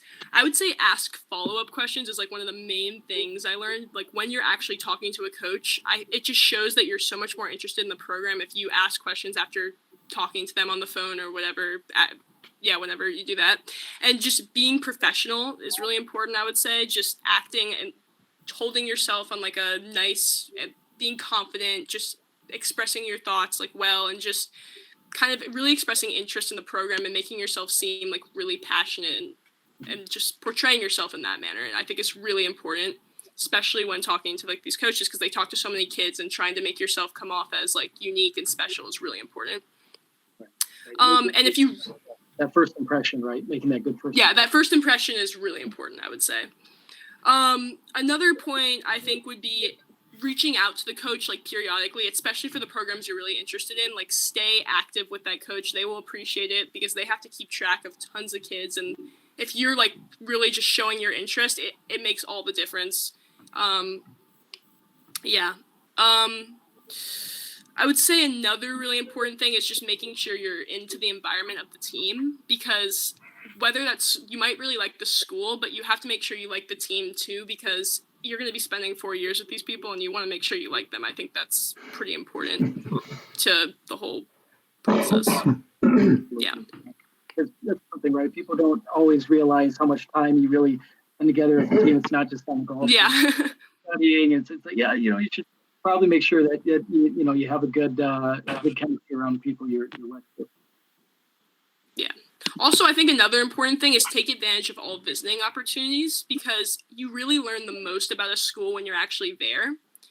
I would say like when reading about a school is one thing, and like getting like the stats and like how good of a school it is academically, how good of a school it is athletically is all important, but you won't really know if you like a school until you visit.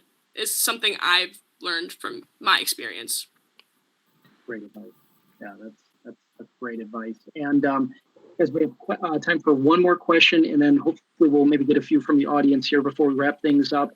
For both of you, what was important for you when you were looking at a college, university, and when it comes to like kind of narrowing down those choices, right, of those colleges that would be the best fit for you? How did you do that? Okay. For me, I know like what I guess I have some criteria that I came up with before coming up with a list of schools that I'm interested. And 3 things for me on my side. I would say, first of all, the location. With that being said, it means like weather, like being able to play golf. Like ideally as long as you can, like within the year. Second, I'd say academic strength. And last but not least, definitely, the chemistry with the coach. Also the guys on the team. If you're fortunate enough to have a visit, that would be great. But, having a good relationship with the coaches and the guys on the team, it's very important.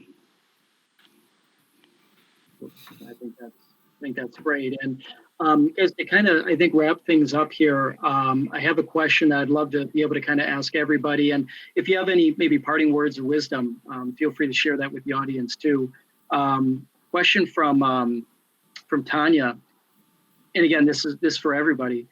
What are the characteristics of what makes up a good coach?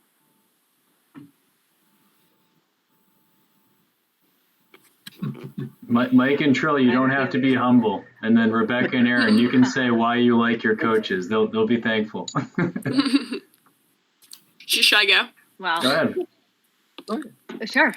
So I would say what makes Trill and I's relationship like kind of unique is that we work together on my swing. I've noticed in the past with other coaches I've worked with, it's kind of been more of like they just tell me what to do and I do it, and like it's great, but I don't really understand what I'm doing. And I would say the main thing is have a relationship with your coach where your coach is explaining to you like what you're actually learning, because there's going to be a point in time where you're not going to be with your coach. Like if in college, if you play in college, you're not going to be with your swing coach. You're going to be with a different coach, and you're going to want to like know exactly what you need to do to make your swing good based on the stuff you learned from your swing coach. Nice answer, Rebecca. Is it okay if I jump in real quick? Go ahead. Okay, thank you. So I'd say three things.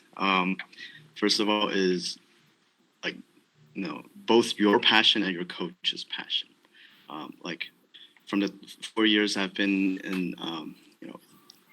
in the Mike Bender Golf Academy, Coach Mike has great passion. He loves teaching, the kids at the academy, and he's really passionate about helping others to get to where they want to be. And so great passion. Second of all, Coach Mike, he has really good understanding on the mental side of golf, and he really does a good job helping us, giving us like a plan also, like what to do under certain situations. I remember we were asked to listen to these audio, like it's about, they were about mental, like golf mental, but it really helps. And I'm glad Coach Mike, he's able to, have those resources for us. Okay. I have a quick thing to add. Go ahead. Go ahead, Julian. I think a good coach is gonna, we could sit here and banter about this for a long time, but I think a quick answer for me would be a good coach has an ability to see the whole picture comprehensively, and that may not mean working on your technique all day. Now, you got to find someone who understands technique inside, outside, upside down, and understands how to get you better, has a really good ability to diagnose and really good ability to drills. But that's not everything, because you still have to go out and play with it. You still have to go work on, on troubleshoots. You still have to recover from things. You still have to figure out how you're going to, do all of this with your academics and put a resume in. So find someone who understands, like Mike said, who understands the process of, getting that process started with coaches is not exactly easy. And you got to find someone who has some experience with that. So big picture, who's got all the checks checked in the boxes. Yeah, I think I think you have to be available. You got to be available at all times. If a player's in a tournament, you have to care is probably number one. Care about your students. You care about the kids that I work with. And that caring then translates into being available no matter what they need, whether it's a personal need that's outside of the coaching realm, or whether it's getting into college, helping out there, whether it's, all different situations that we all face in competitive golf and so forth. So, those are some of the things that we try to do. And just like Trillium says, being well-rounded and having the knowledge in these various areas, whether it be fitness, whether it be mental, whether it be the technical side, whatever, gives you more credibility to your students and gives the students more trust and confidence in their coach that they're lined up with somebody who can get them to where they want to be. Awesome. Well, this, thanks so much, Mike. I mean, we're just so thankful of this whole event. Mike and Trillium are two of the best PGA coaches in the country. You have Aaron and Rebecca. I mean, unbelievable students. We wish them both the best of luck. Going to school this fall, and we know they're going to do great. We know that, all junior golf starts with a great coach. We hear about coaches, the relationships, and we've learned a lot tonight about how parents should be, how students need to act, how college coaches think, recruiting advice, and there's just so much there. And so I just want to thank everybody again who volunteered their time, who helped out with this event. Thanks to Chris, my colleague here, for doing this as well. And it's really special, something really cool. The PGA America, supportive of this, the New England section, thanks for all their help. And, again, this is a really tough time in the world, and this is something really positive we can all look back on. We'll be sending the recording out tomorrow. Again, thanks for joining us. I hope you enjoyed this personally. And if you're struggling in the golf industry and may need some help and work, you should go to relief.golf and apply for a grant through the Emergency Relief Fund, or also if you're someone who has the means, consider donating as well. So that site's relief.golf. And again, thanks so much for everybody, and it was a great night. Thank you. Yeah, Chris, thanks for putting that on. Thanks for putting it on. Yeah, thank you. Thanks for having us. Yeah, thanks for having us. Well done. Bye. Bye-bye.